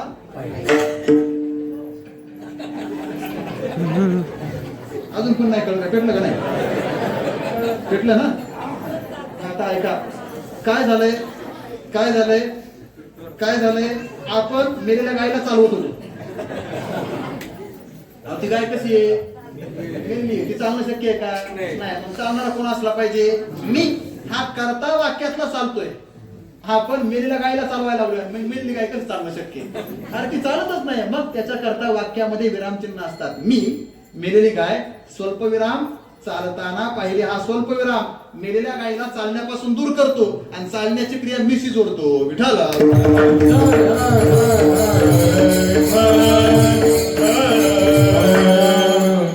अशी लय उदाहरणं सांगेल आणि लय बनवून सांगेल, पण आता त्याच्यात वेळ जाईल. आमचे गुरुजी परत विनोदाने सांगायचे, ते म्हणजे एक मराठीतलं सूत्रच आहे, श्लोक आहे छोटासा पण फार गोड आहे. श्लोक असा आहे, माकडास पुच्छ 3 हत्तीस दंत 6 स्त्रीस वस्त्र नाही अश्वास शिंगे पहा. सरळ सरळ श्लोक आहे, मराठीतला आहे. माकडास पुच्छ 3, पुच्छ म्हणजे काय रे? शेपूट. माकडाला शेपट 3, बरोबर आहे का? नाही, पण तिथं म्हटलंय माकडास पुच्छ 3, पुढे हत्तीस दंत 6. हत्तीला दात किती म्हटले? 6. खरं का खोटं? खोटं. बरं, स्त्रीचं वस्त्र नाही. तुम्ही स्त्रीला कधी वस्त्र रहित पाहिले का? नाही. म्हणजे हे सुद्धा कसं आहे? खोटे. आणि आश्वास शिंगे पहा, म्हणजे घोड्याला शिंग असतात पहा, बरोबर आहे का? खोटं. म्हणजे सगळंच कसं आहे? खोटं आहे. पण सगळं खरं आहे व्याकरण कळालं तर. मग माकडास पुच्छ 3 हत्तीस दंत 6 हा पूर्वार्ध आहे श्लोकाचा. आणि स्त्रीस वस्त्र नाही आश्वास शिंगे पहा हा उत्तरार्ध आहे. काय करायचं? माकडास पुच्छ इथं स्वल्पविराम द्यायचा आणि पुढे म्हणायचं 3 हत्तीस दंत 6. कळतंय का? माकडास पुच्छ स्वल्पविराम म्हणजेच माकडाला शेपूट आणि 3 हत्तीस दंत 6. 3 दुने 6. आता लागला का अर्थ? लागला. पुढे पण तेच करायचं. स्त्री सवस्त्र नाही आश्वास शिंगे पहा. मग स्त्री सवस्त्र इथं स्वल्पविराम द्यायचा म्हणजे स्त्रीला काय आहे? वस्त्र आहे. आणि पुढं नाही आश्वास शिंगे पहा, घोड्याला शिंग नाहीत पहा. आता बरोबर आहे का नाही? असंच करावं लागतं. विठाला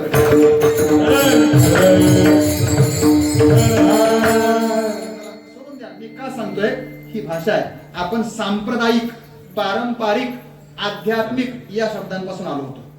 ज्या वेळेस तुकोबाराय देहाच्या निरसने पाविजेया ठाया असं म्हणतात ना, त्यावेळेस ते सांसारिक क्षेत्रातून सांप्रदायिक क्षेत्रामध्ये आपला प्रवेश करताय आणि सांगतात या क्षेत्रामध्ये, या ठिकाणावर मी ज्या अवस्थेवर आहे या अवस्थेची प्राप्ती कशाने होणार आहे? देहाच्या निरसनाने होणार आहे. मग म्हटलं महाराज देहाचं निरसन झाल्याशिवाय हे होणार नाही असं तुम्ही म्हणतायत, म्हणजे काय? माझी ऐसी काया जब नव्हे ही काया. आता ही काय आहे ना, परत थोडस व्याकरण सांगतो. चला जाऊ द्या. आता आलाय शब्द, 2 शब्द आले या भाषेत, या अभंगातच. देहही आलाय आणि काया सुद्धा आलाय. देह म्हणजे काय? शरीर. आणि काया म्हणजे काय? शरीर. पण या देहाचं असं आहे महाराज, याला पुरुष म्हणायचं, स्त्री म्हणायचं का नपुंसक म्हणायचं हाच प्रश्न आहे. आपण म्हणतो हा पुरुषाचा देह, हा स्त्रीचा देह, हा तृतीय पंथीयाचा देह वगैरे आपण त्याला म्हणतो ना. मग तो, ती, ते हे त्याच्या संबंध होतं. पण या शरीराबद्दल असं आहे, याला तो म्हणायचं का कळत नाही, ती म्हणायचं कळत नाही आणि ते म्हणायचं पण कळत नाही. मी तुम्हाला सांगेल शब्द त्याच्या संबंधात कसे वापरले जातात. शरीर असं जर याला म्हटलं तर तो शरीर का ती शरीर? ते शरीर. कोणतं लिंग झालं? ते शरीर म्हणजे पुल्लिंग. नपुंसक लिंग झालं. बरोबर. शरीराला जर शरीर म्हटलं तर काय झालं? ते शरीर. कोणतं लिंग झालं? नपुंसक लिंग. बरं आता याला देह म्हणा. आता कोणतं लिंग झालं? आता कोणतं लिंग झालं? तो देह म्हणजेच पुल्लिंग झालं. आणि या शरीराला आता काय म्हणा? ती काय. आता कोणतं लिंग झालं? मग याला नक्की कोणत्यात मोजायचं? याला कोणत्यातच मोजता येत नाही, म्हणून तर याचा निराश करायचा आहे. विठाला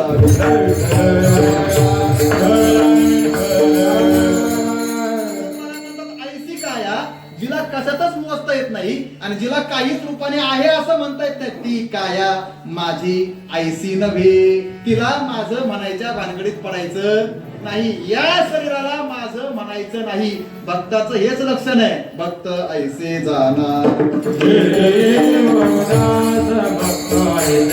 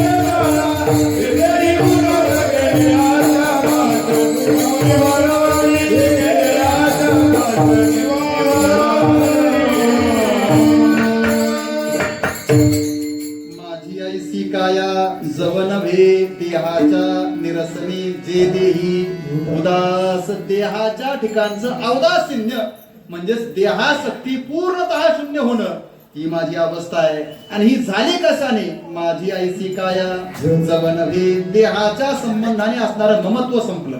काय? अहंता आणि ममता या माणसाच्या बंधनाच्या प्रमुख कारणीभूत गोष्टी आहेत. अहम ममतेची लवड सबडी माते न पवतीची बाकुडी. आणि मग ज्ञानोबारा म्हणतात परिणामतः जन्म मरणाची अदुथडी डवडी ते ठेली. हा परिणाम कशामुळे? अहंता आणि ममता. आता सांगत नाही घेऊन या छंद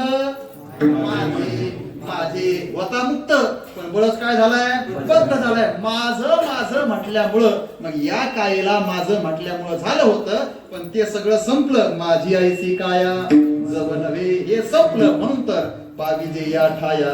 ही स्थिती, ही अवस्था जी मला परमार्थामध्ये प्राप्त आहे, या स्थितीवर जर तुम्हाला यायचे ना, देहाला मी म्हणणं सोडलं पाहिजे. देहासक्ती पूर्णतः शून्य झालं पाहिजे.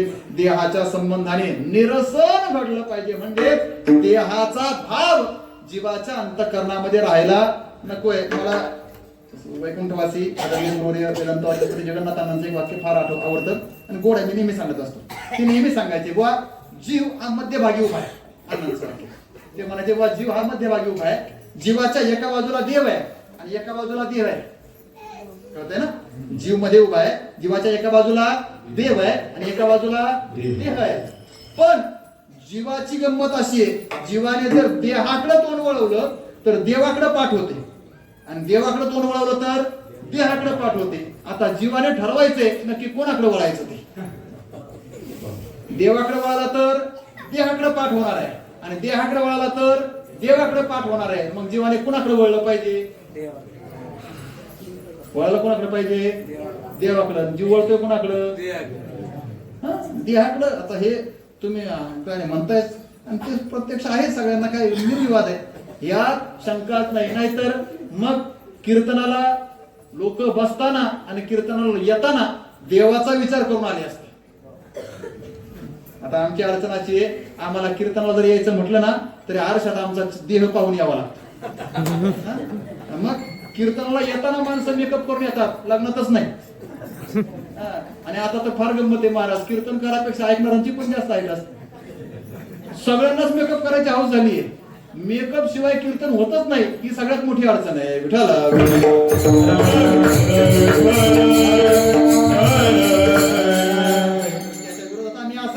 पण एक सामान्य गोष्ट सांगू का? जरी करायचं असताना तुम्हाला स्वतःसाठी करण्यापेक्षा देवासाठी करत जा. म्हणजे कारण आपलं आता अण्णांचंच वाक्य मला पण आठवते, देह म्हणजे संसार आहे आणि देव म्हणजे परमार्थ आहे. कशाचा वापर कशा करता करावा हे आपण ठरवलं पाहिजे. संसाराचा वापर परमार्थ करता करायचा का परमार्थाचा वापर संसारा करता करायचा हे आपण ठरवायचं. आपली अडचण अशी झाली, मग अण्णा सांगायचे, ते म्हणायचे काय आपल्या शेतामध्ये काम करण्याकरता आपल्याला बैल असतो ना, बैल, त्या बैलाला राहण्याकरता निवारा म्हणजे काय करतात? गोठा असतो ना, गोठा कुणा करता? बैला करता. मग गोठा बैला करता, पण बैल फक्त गोठ्यात बांधण्या करता का? नाही. गोठा जरी बैला करता असला तरी बैल फक्त गोठ्यात बांधण्या करता नाही. मग बैल हा शेताच्या कामा करता आहे. मग आता अण्णा असं म्हणायचे, बुवा हा सगळा संसार म्हणजे गोठा आहे आणि या गोठ्यातले आपण म्हणजे कोण आहे? आपण सगळे. मी काय तुम्हाला बैल म्हणणार नाही, ते मी पण आलो म्हणा, सगळंच आहे. आपण सगळे जीव म्हणजे कोण झालो? बैल. आणि हा सगळा संसार म्हणजे या बैलांचा कोण आहे? गोठा आहे. गोठा कोणा करता? बैला करता. पण बैल फक्त गोठ्यात बांधण्या करताय का? नाही. गोठा जरी बैला करता असला तरी बैल हा शेतीच्या कामा करताय. तसंच संसार जरी जीवासाठी असला तरी जीव हा परमार्थासाठी हे कधी विसरायचं नाही. देवाची आसारे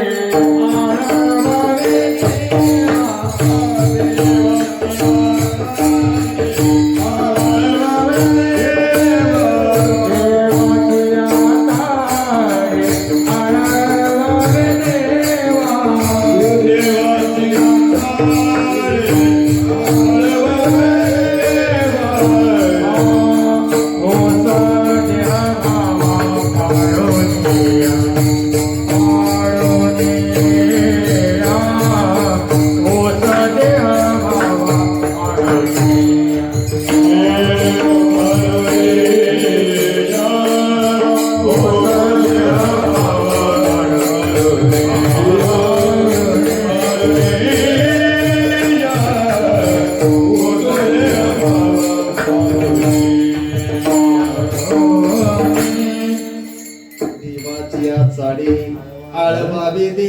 देवाला आळवायचंय, पण देवासाठी आळवायचंय. देवासाठी परमार्थ यात नवल नाही. संसार सुद्धा कुणासाठी? देवासाठीच करता आला पाहिजे. समर्पिली वाणी वाणी समर्पिली वाणी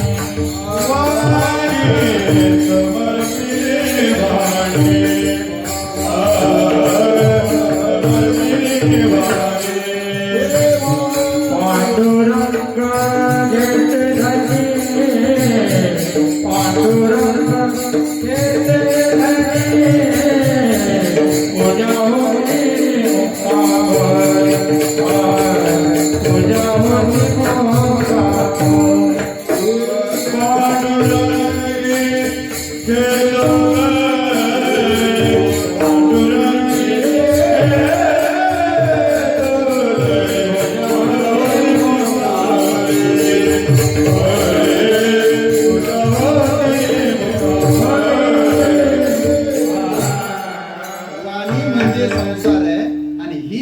पांडुरंगाच्या ठिकाणी समर्पित करणं म्हणजे देवाला अर्पण करणं आहे. समर्पिली वाणी पांडुरंगी, पांडुरंगाच्या ठिकाणी वाणी समर्पित करणं. सगळा संसार देवासाठी करायचा आहे. मी का बोलतोय? माझी आईसी काया जव नव्हे, मग अगदी सूक्ष्म अगदी व्यष्टी कायेपासून तर समष्टी संसारापर्यंत सगळ्या ठिकाणी असणारी आसक्ती काढायची आहे आणि या आसक्तीरहित अवस्थेपर्यंत यायचंय. म्हणजे देहाचं निरसन पूर्वक प्राप्त होणारी ही पारमार्थिक सिद्धावस्था कशाने प्राप्त होतीये? देहासक्ती काढावी लागेल. पण महाराज ही देहासक्ती तुम्ही काढली कशाने? तुकोबारायण तर त्याच्या करता आम्ही पारमार्थिक काही साधनांचा अवलंब केला. कोणत्या? अभंगाचं पहिलं चरण. भक्तीते नामना वैराग्य तो त्याग भक्तीते नामना वैराग्य तो त्याग भक्तीते नामना वैराग्य तो त्याग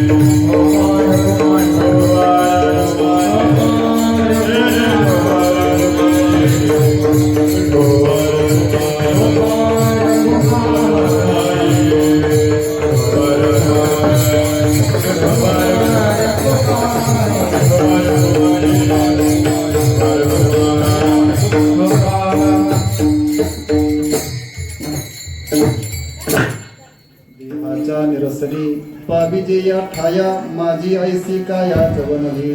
तुकोबारा म्हणतात देहाचा निराशपूर्वक जी स्थिती आहे त्या स्थितीचा विचार, त्या अवस्थेचा विचार, त्या पारमार्थिक पूर्णतेचा उद्गार जो बाहेर पडतोय ना, त्याचं कारण आहे कायेबद्दलची आसक्ती संपली, ममत्व संपलंय. मग हे कायेचं ममत्व संपण्याकरता नक्की काय, तर त्याचा विचार तुकोबाराने सांगितलाय. अर्थात 3 साधनांचा उच्चार केलाय असं म्हणा, किंवा स्वतंत्रपणे 3 म्हणण्यापेक्षा एकच साधन आहे, फक्त 3 अंगांनी त्याचा विस्तार केलाय असं म्हणा. मग यामध्ये 3 शब्द आहेत, भक्ती, वैराग्य आणि ज्ञान.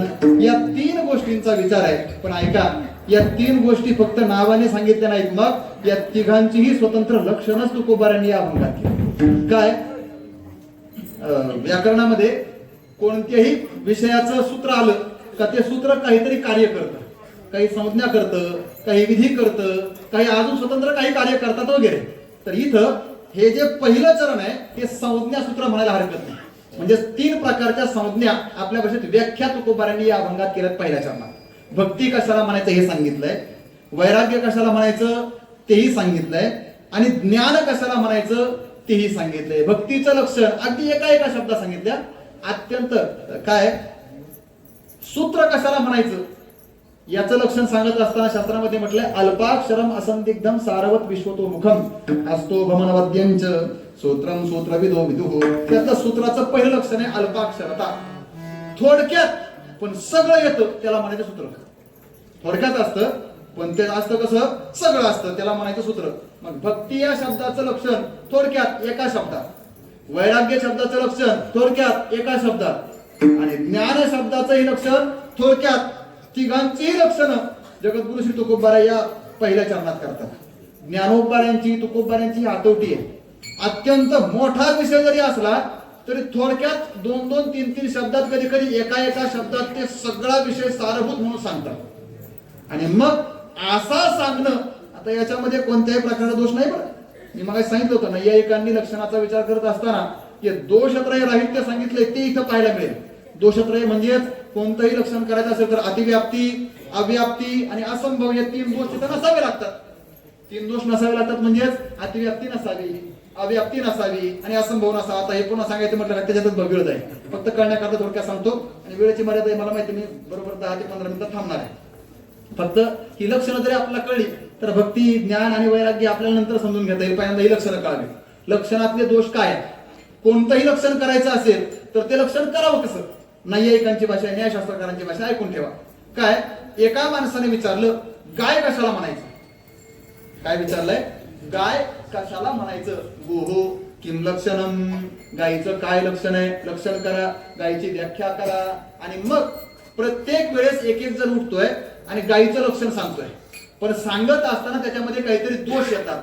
दोष आले का लक्षण योग्य होत नाही. जोपर्यंत एकही दोष राहत नाही, सगळ्या दोषांचं राहित्य होतं, तोपर्यंत लक्षणाची सिद्धी होत नाही. याच्याकरता थोडासा विचार आहे. अवघड आहे मला माहितीये, पण अजून आपली जेवण झालेली नाही. आणि जेवण झालं नाही म्हणजे तुम्ही अवघड सांगितलं तरी झोपणार. मग अवघड सांगायला हरकत काय.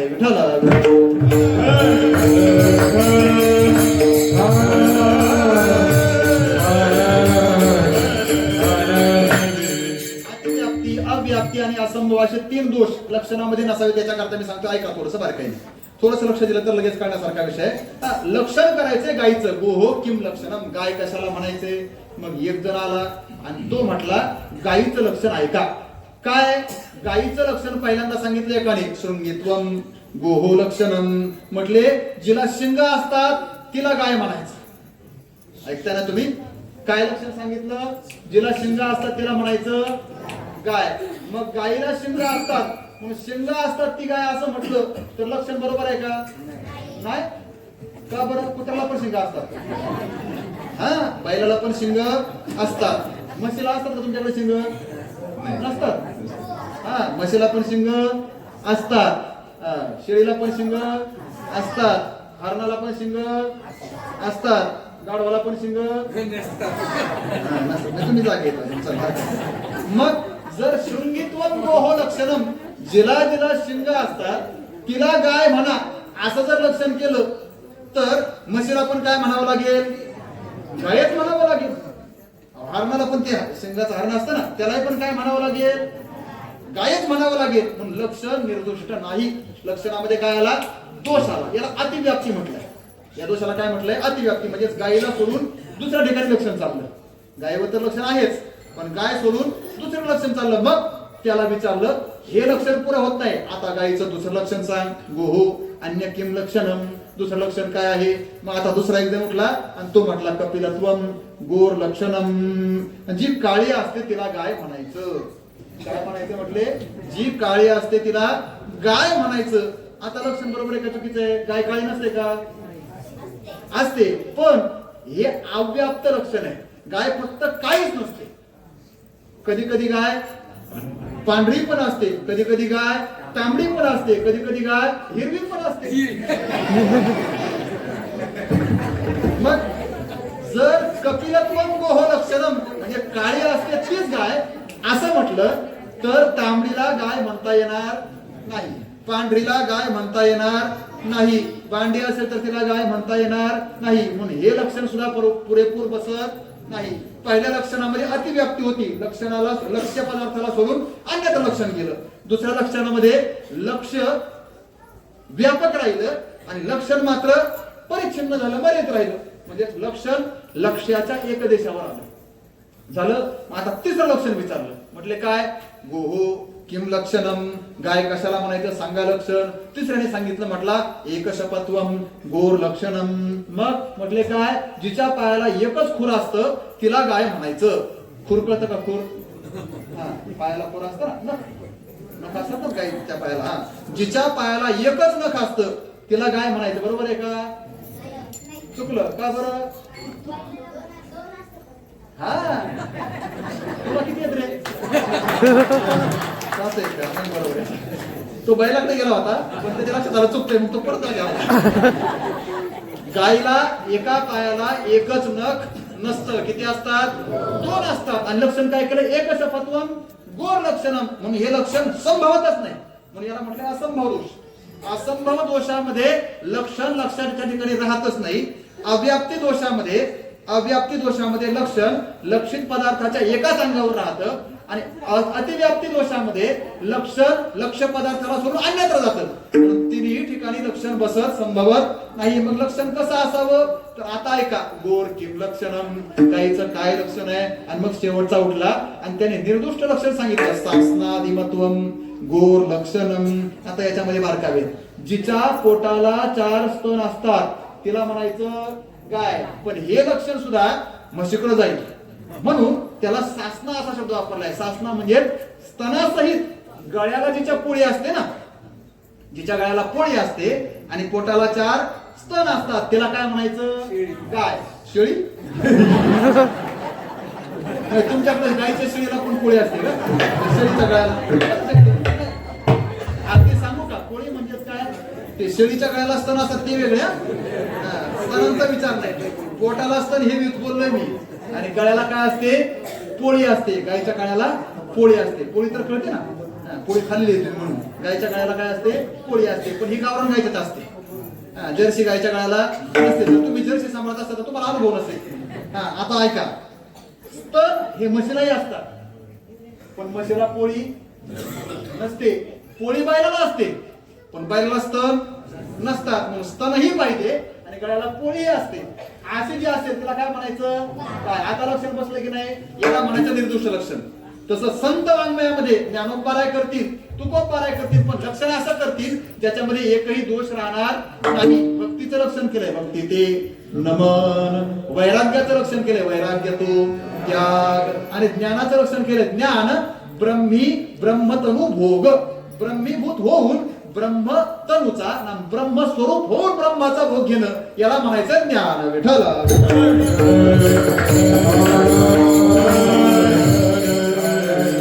ज्ञानोबारायांनी ज्ञानेश्वरीत एका चोवीत 3 लक्षणं केली. फक्त सांगतो तुम्हाला माहिती करता, वेळ संपली माझी. आता हे सगळ्याचा नमन त्याग आणि ब्रह्मतनु भोग याचा विस्तार आहे. पण आता ते आपल्याकडे वेळेची मर्यादा आहे. पण ज्ञानोबार आहे 7व्या अध्यायाच्या मला ते उपक्रमाला कुठेतरी पहिल्या श्लोकाच्या वय असतील. जाणीव जेथ नरिगे विचार मागोता पावली निगे तरकू आयरी निगे अंगी तयाचा अर्जुना तया नाव ज्ञान येर प्रपंच हे विज्ञान तेथ सत्यबुद्धी ते अज्ञान हे ही जाण. एकाच ओवीत ज्ञान, विज्ञान आणि अज्ञान या तिघांची व्याख्या ज्ञानोबांनी एका ओवीत केली. कशाची? ज्ञान, विज्ञान आणि अज्ञान. परमार्थामध्ये जे होतं त्याला म्हणायचं ज्ञान. ऐकून ठेवा फक्त. परमार्थामध्ये जे होतं त्याला काय म्हणायचं? ज्ञान. हा सगळा दिसणारा प्रपंच याला म्हणायचं विज्ञान. याला काय म्हणायचं? विज्ञान. परमार्थात जे होतं ते ज्ञान. हे दिसणारं जे आहे त्याला म्हणायचं विज्ञान. आणि हे दिसणारं खरं मानणं याला म्हणायचं अज्ञान. परमार्थामध्ये होतं ते ज्ञान, दिसतंय ते विज्ञान. आणि विज्ञानाच्या ठिकाणी सत्यत्व बुद्धी याला म्हणायचंय अज्ञान. या तिघांची लक्षणं ज्ञानोबा एका ओवीत करतात. जसं आज जगद्गुरु तुकोबार आहे. भक्ती, वैराग्य आणि ज्ञान या तिघांचा एका ओवीत लक्षणाने विचार सांगतात. भक्ती कशाला म्हणायचं? नमन म्हणजेच नम्रता, म्हणजेच भक्ती आहे. भक्ती करायला लागला म्हणजेच तो वाकायला शिकला पाहिजे. एवढं जमलं तरी संपलं. नम्रता आली म्हणजेच तो भक्त झाला. भक्ती होण्याकरता जास्त काही करण्याची गरज नाही. भक्ती करायची म्हणजे काय करता आलं पाहिजे? त्याला नम्रता आली पाहिजे. नम्रता नसेल नाहीतर मग असं आहे महाराज, भक्त झाला का तो जास्त आकडून चालतो. समजायचं हा भक्त अजून झालेला नाही जोपर्यंत नम्रता अंगी प्रवेश करत नाही. म्हणून तर नमनते नम्रता अंगी मेघे रंगी पालट लक्ष्मी ती आईशा नावे तुकोबारा म्हणतात. ही पारमार्थिकाची संपत्ती आहे. भक्ती करायला लागलाय म्हणजे त्याच्या अंतःकरणामध्ये काय आली पाहिजे? नम्रता आली पाहिजे. भक्तीचं लक्षण हेच आहे नम्रता. आता विस्तार करत नाही. नमनते नम्रता न देखे गुणदोष अंतरी प्रकाश आनंदाचा नामदेवरायांनी केलेली व्याख्या आहे नम्रतेची, नमनाची. चला पुढं. वैराग्य तो त्याग. वैराग्य वैराग्य वैराग्य वैराग्य म्हणजे काय? वैराग्य शब्दाचा सरळ सरळ अर्थ होतो त्याग. वैराग्य तो त्याग. त्याग करता आला म्हणजेच वैराग्य. फक्त त्याग आपल्याला कळाला पाहिजे. आपण ज्याला त्याग म्हणतो ना, आता आपण चपला मंडपाच्या बाहेर सोडल्या आणि आपण चपलांचा काय करून आलोय? काय करून आलोय बाहेर? त्याग केलाय ना, म्हणजे वैराग्य झालं का? नाही. त्यागाचा बारकावा आहे का? ज्याचा त्याग केलाय ना त्याची मनामध्ये आठवण राहता कामा नये, तर त्याला म्हणायचं त्याग. आणि असा त्याग म्हणजे वैराग्य. विठ्ठल स्पष्ट बोलतात. त्यागिल्याचे ध्यान राहिले अंतरी अवघी ते परी विटंबना. त्याग केलाय पण ज्याचा त्याग केलाय ना त्याचीच आठवण येत राहते. मी सोडले आणि मी सोडले, मी सोडले आणि मी सोडले. हे त्यागाचं स्मरण सुद्धा करायचं नाही. अहंकारा दवडावे त्याग तरी ऐसा करा. हा त्यागाचा खरा विचार आहे. याला म्हणायचे वैराग्य. वैराग्य तू त्याग. आणि पुढे आहे ज्ञान. ज्ञान ब्रह्मीभोग ब्रह्मतनु ब्रह्मस्वरूप होऊन ब्रह्मभूत प्रसन्नात्मा न शोचती. फार विस्ताराने विचाराला. ब्रह्मीभूत होऊन म्हणजेच ब्रह्मस्वरूप होऊन. काय?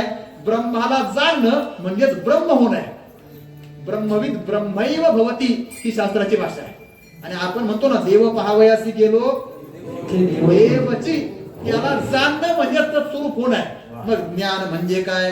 ज्ञान ब्रह्मीभोग ब्रह्मतनु ब्रह्म शरीराने ब्रह्माचा भोग घेणं. आता याच्यात स्वतंत्र विचार आहे. पुन्हा ब्रह्माचा भोग कसा घ्यायचा? ब्रह्माचा भोग घ्यायचा असेल तर त्याच्यामध्ये पुन्हा भोगतान भोग्य असं द्वैत येईल. आणि द्वैत आलं तर ब्रह्माचा अद्वैत कसं राहील? स्वतंत्र विचार विस्तार करत नाही. पण ब्रह्मभोग घेणं ब्रह्मतनुने याला म्हणायचं ज्ञान. अशा प्रकारे या साधना आहेत. आणि या साधनांनी देहाच्या निरसने बाबीजी या ठाया माझी ऐसी काया जम नव्हे. महाराज आम्हाला कळलं नाही जरा थोडस दृष्टांताने. मग महाराजांनी दृष्टांत सांगितलंय. उदक अग्नी धान्य झाल्या घडे पाक. जसं पाक करायचंय. पाक म्हणजे आपल्या एखादा पदार्थ शिजवायचा आहे, भाजी करायची. भाजी करण्याकरता तर काय डाळीची भाजी असेल, तुरीची भाजी असेल, मुगाची असेल, काय मूग घ्या. मूग आहे त्याच्याकरता त्या मुगाची भाजी करायची किंवा पाक करायचंय. काय करावं लागेल? 3 गोष्टी महत्वाच्या आहेत. कोणकोणत्या? पाणी पाहिजे शिजवण्याकरता. त्याच्यानंतर जे शिजवायचं ते धान्य पाहिजे. झालं 2. आणि तिसरं त्यांना शिजवण्याकरता अग्नी पाहिजे. हे 3 असतील तर पाक तयार होणार आहे. अग्नी नसला नुसतं धान्य आणि पाणी पाक बनेल का? नाही. धान्य आहे, अग्नी आहे पण पाणी नाही, पाक बनेल का?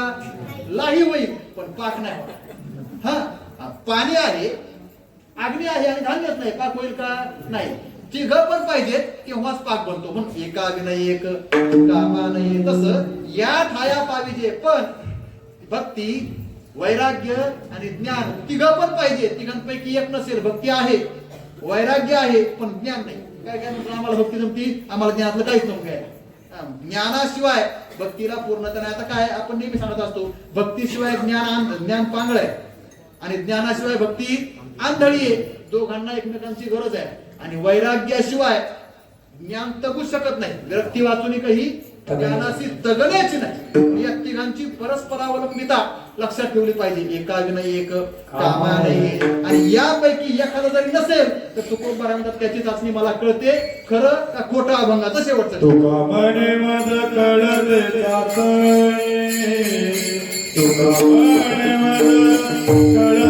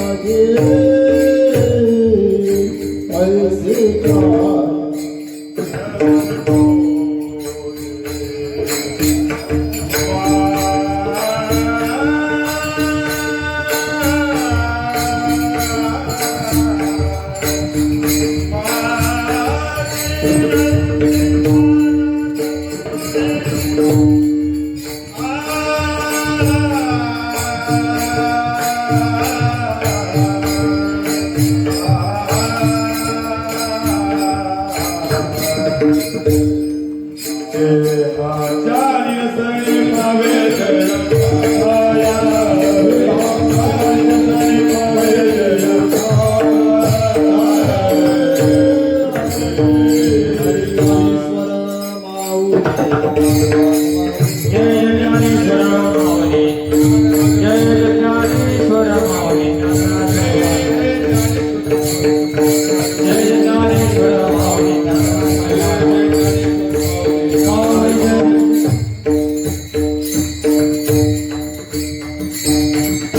तुका म्हणे मज कळते चाचणी बडबडीची वाणी अथवा सत्य तुकोबाराय परीक्षण करतायत आणि सांगतायत तुमच्या जीवनातील भाषा अर्थात बोलणं बडबडीचं आहे का सत्य अनुभवाचं आहे हे मला कळतंय. फक्त तुकोबारायांच्या त्या कळण्यामध्ये आपला भाग किंवा आपलं अस्तित्व हे बडबडीच्या वाणीमध्ये नसावं, सत्याच्या नाम अनुभवाच्या वाणीमध्ये असावं याच्याकरता आपला प्रयत्न असला पाहिजे, दुसरं काही नाही. तुकोबाराय म्हणतायत की परमार्थ हा अनुभवाचा असला पाहिजे, केवळ बडबडीचा नसावा. आपणही सर्वजण या अनुभवाच्या परमार्थापर्यंत पोहोचण्याकरता प्रयत्नशील असावे याच्याकरता तुकोबारायांचा हा अनुभव आपण डोळ्यासमोर घेत आहोत. पण तुकोबारायांच्या या वचनांच्या आधाराने आपल्या सर्वांना परमार्थ करण्याची सद्बुद्धी व्हावी एवढी सद्भावना. आणि काय नाही, आमचे गुरुजी सांगायचे परमार्थ करायचा म्हणजे जास्त करायला लागत नाही, बोटावर मोजण्या इतक्या गोष्टी करायच्या. काय 5 गोष्टी ऐकून ठेवा फक्त. काय प्रत्येकाने गळ्यामध्ये तुळशीची माळ घालावी 1, एकादशी सोमवारचं व्रत करावं 2. आता काय आपला पर्व काळ आहे, उद्याची एकादशी आपल्या उत्सवात आता आजपासून तर तशी आधीच आहे, 5 दिवस उपवासच आहे. आज दशमी म्हणजे एकादशी, दशमी प्रारंभ आहे ना, दशमी व्रताचा आरंभ. आज दशमी आहे, उद्या एकादशी, परवा द्वादशी, परत शिवरात्री आणि परत सोमवार आहे. म्हणजे 5 दिवस सलग उपवास करायची संधी. निदान गळ्यामध्ये तुळशीची माळ घालावी, एकादशी सोमवारचं व्रत करावं 2. तिसरं आळंदी, पंढरपूर, त्र्यंबकेश्वर या क्षेत्रांची नियमाने वारी करावी. 4 गाथा, ज्ञानेश्वरी, भागवत या ग्रंथांचं नियमाने वाचन पारायण करावं. आणि 5 सतत भगवंताचं नामस्मरण करावं. एवढं आपल्या सगळ्यांना जमलं पाहिजे. बस देहाच्या निरसनी पाविजे या ठाया आपणही त्या स्थितीपर्यंत पोहोचू एवढी सद्भावना आहे. झालेली चिंतन सेवा माझं आराध्य दैवत भगवान श्री पांडुरंग परमात्मा, विश्वमाऊली ज्ञानोबाराय, जगद्गुरु श्री तुकोबारादी गुण सकळ संत आचार्य, माझ्या वारकरी शिक्षण संस्थेचे सगळे गुरुवर्य, माता पिता, देवरूप आपण सर्वच श्रोतृ मायबाप सर्वांच्या चरणावर समर्पित करतो. बोलत असताना एखादा अपशब्द किंवा अपसिद्धांत गेला असेल तर तो वाणीचा दोष योग्य असेल ते सद्गुरुदेवांचं पुन्हा एकदा सर्वांच्या चरणावर समर्पित करतो. कीर्तन सेवेकरता उपस्थित असणारे सगळे टाळकरी, विशेषतः हे माझे बाल वारकरी सगळे गुरुबंधू, त्या सगळ्यांना धन्यवाद देतो. काय गावाचे सगळे बातच आहेत ना, वा वा, त्यांना खरंच धन्यवाद. कारण काय गावामध्ये ही पिढी तयार होणं ही फार गरजेची गोष्ट आहे आणि ती आपण तयार करत आहात. त्यांना 2-2 तास कीर्तनात उभं राहायला शिकवत आहेत. ती सगळ्यात जमेची बाजू आहे. काय तुम्ही आले काय नाही आले काय फरक पडत नाही. ती मोठी शोकांची लगेच नाही म्हणून तयार झाली. सगळ्यात महत्वाची अडचण आहे महाराज काय, आता ते हे तर आहेच, पण यांचं नेतृत्व करायला ते विनेकरी आलाय. काय झालं होतं, मी ऐकलं होतं आणि आता पाहिलं होतं, आतमध्ये 2 आहेत विणे, पण इथं 3 दिसल्या. कीर्तनात धरून 4 विणे झाले. काय अडचण नाही, फक्त विनेकऱ्यांच्या मापाने तुमची गावकऱ्यांची संख्या जरा जास्तच कमी. आणि त्यात पंढरी महाराज माझा एक बाबा म्हणजे असा प्रश्न आहे आणि कायम शंका पडते, गुरुवांच्या म्हणून आपण ऐकलं असेल. काय झालंय, प्रत्येक ठिकाणी ही गोष्ट ऐकायला भेटते. काय, आमच्या तरुण मुलांना मुलगी भेटत नाही. आणि कीर्तनात पाहिलं तर महिलांची संख्या जास्त आहे, तरी सुद्धा मुलगी भेटत कशी नाही, हाच प्रश्न आहे. काय आता म्हणायची पाळी आली, नाक दाबल्याशिवाय तोंड उघडत नाही. सांगू सगळ्या मातामावळ्यांना विनंती आहे, प्रत्येक घराचं नाक तुमच्या हातात आहे. तुम्ही नाक दाबलं तर कीर्तनात येण्यासाठी तोंड उघडेल, नाहीतर हे माणसं असेच गावभर फिरतील आणि तुम्ही घरी गेल्यावर तुम्हाला परत स्वयंपाक करायला होते. तुम्हाला जर तो त्रास करून घ्यायचा नसेल तर एक शेवटची सूचना आहे. असं आता तुम्ही कीर्तनाला येत आहे, तुम्ही फार भाविकतेने येत आहे आणि मला सांगितलं गावची संख्या जवळजवळ 5-6 हजार आहे लोकसंख्या. मग इथं 500-700 लोक दिसतात, त्याच्या मनाने 10% पण नाहीत आपण. तरी आपण थोडीशी विचार, काय जागा कमी पडेल म्हणून तुम्ही येत नाहीत का? काय जागा जर कमी पडलीच तर आपण लोकांना इकडे बाजूला बसू, अजून काहीतरी सोय करतो, अजून व्यवस्थित तिकडे मागे पटांगणात गेलं तरी चालतं, काय हरकत नाही. पण अडचण एवढीच आहे महाराज, हा सप्ताह गावामध्ये जो होतो ना, वर्षातून एकदाच असतो, 8 दिवस असतो, त्यातले 4 दिवस आता निघून गेले. आता फक्त एक सूचना आहे, मातामाऊलींनी तर एक प्रयत्न करावा. उद्यापासून प्रत्येक घरात, बरं कीर्तन नंतर जेवण सगळ्यांना असते ना, जर संख्या वाढली तर काय कमी पडेल का? नाही ना. तुम्ही वाढवता ना लगेच. आज जर संख्या वाढली तर उद्या स्वयंपाक दुप्पट वाढेल. फक्त अडचण एवढी आहे, तुम्ही घरी उद्यापासून एक तंबी द्यायची. काय, संध्याकाळी घरात स्वयंपाक बनणार नाही, काही झालं तरी बनणार. हा, ते काय, आमच्याकडे सप्ताहामध्ये 7 दिवस माणसं मोडा धरतात. मोडा कळतो का? हा, तसं तुम्ही संध्याकाळच्या स्वयंपाकाला मोडा धरायचा. उद्यापासून राहिले 4 दिवस संध्याकाळचा स्वयंपाक घरी करायचा नाही. महाराज अन्नदाते दान करण्याकरता तयार आहे. दान करणारे अन्नदान देण्याकरता तयार आहेत, फक्त खाणाऱ्यांची वानवाई ही अडचण आहे. हा, ज्ञान देणारे कीर्तन करण्याकरता तयार आहेत, फक्त ऐकणाऱ्यांची वानवाई हीच अडचण आहे. आणि सगळ्यात मोठी भीती हीच वाटते, सध्या महिलांचा परमार्थ वाढत चाललाय. देशावरही पंतप्रधान पदावर आता महिला जाऊ नये. तिथलंही आमचं पुरुषांचं मत खालचं होईल. आता गेलो मुख्यमंत्री पदापर्यंत गेलं ते हळूहळू सरकत सरकत सरकत पंतप्रधान पदापर्यंत परत गेलं तर आम्हाला जागा राहतील का नाही. पण आपणही पुरुषांनी थोडासा विचार केला पाहिजे, म्हणजेच निदान या माऊल्यांच्या संख्येचा विचार करावा आणि आपल्या अस्तित्वाचा इथला विचार करावा. लाज काल तरी आपली संख्या वाढली पाहिजे. आता हे फार काय आम्ही एक प्रयोग सांगत असतो, काय नाही. आता कीर्तनात जेवढे पुरुष आलेत किंवा महिला आलेत ना, यांना एक सूचना, उद्यापासून एक प्रयोग करायचा. प्रत्येकाने जे आज आहेत ना, त्यांनी उद्या येताना आपल्याबरोबर अजून 5 जण आणायचे. फक्त इतकंच नाही तर आणायचे, नाही तर जे आले त्याच्यातच 5 जण आणतात. असं नाही करायचे. जे कीर्तनाला नाहीत असे किती जण आणायचे, फक्त 5. तुम्ही जर आज एवढे आहात, या प्रत्येकाने 5च, मी काय 10 जण 15 नाही म्हणत, प्रत्येकाने किती आणायचे, फक्त 5. आणि तुमच्या ओळखीचे ना आलेले 5 तरी असतील ना गावात. माता मारा विनंती आहेत ना 5 तरी तुमच्या ओळखीचे जे कीर्तनाला आलेले नाहीत, तेवढे जर आणले ना 5 पटीची संख्या उद्या वाढेल लगेच. फक्त एवढी काळजी घ्या.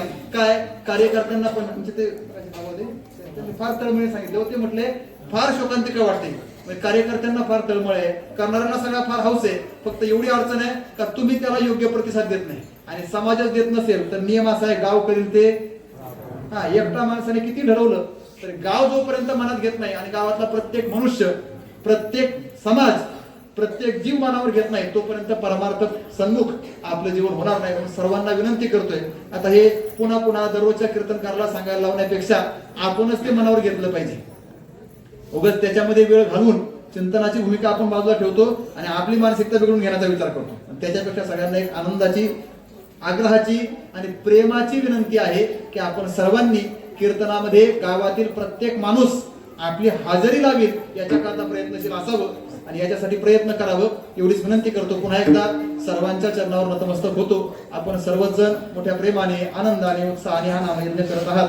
आपला उत्साह भगवंताला प्रिय व्हावा आणि त्याच्याकरता लागणारी सगळीच पारमार्थिक साधनशीलता, अंतकरण वृत्तीची संपादितता आपल्या सर्वांच्या जीवनामध्ये व्हावी, एवढी सद्भावना व्यक्त करतो. पुन्हा एकदा सर्वांच्या चरणावर नतमस्तक होतो. आदरणीय पंढरी महाराज आहेत, आदरणीय बाबाई आहेत आणि विशेष करून ज्यांच्या श्रीमुखातून आपण संत चरित्रांची कथा ऐकत आहात, आमचे गुरुबंधू आदरणीय हरिभक्तीपरायण महेश महाराज तुपे हेही या ठिकाणी कार्यक्रमाला उपस्थित आहेत. आमचे गुरुबंधू निवृत्ती महाराज आहेत, सर्व सहकारी आहेत, गायनाचार्य, मृदंगाचार्य महाराज आहेत. आता नावाने परिचय नाही, पण त्यांच्याही चरणावर नतमस्तक होतो. अजूनही ज्ञात अज्ञात सर्वच अधिकारी मंडळी आहेत, सर्वांच्या चरणी नतमस्तक होतो. आणि आपण विशेषत्वाने तुकोबारांनी जी पारमार्थिक स्थिती प्राप्त करून घेतली, त्या स्थिती करता त्यांच्या पावलावर पाऊल ठेवून चालण्यासाठी आपल्या जीवनाची मार्गकल्पना करण्याचा प्रयत्न करावा, एवढी सद्भावना व्यक्त करतो. सेवेला पूर्णविराम तरी न्यूनते पुरते अधिकते सरते कर्म घ्यावे तुमते मिळत्वासे पायाच्या प्रसादे काही बोललो विनोदे मद क्षमा करणे संते नोय अंगभूत युक्ती नव्या उपदेश तुमचे बरोबर दोषेश तुमच्या कृपेचे पोसणे जन्मोजन्मी तुका म्हणे यदत्र सौष्ठवं किंचित तद गुरोरेव मे नहि यदत्र सौष्ठवं किंचित तन्ममैव गुरोर नहि. तुकाराम तुकाराम तुका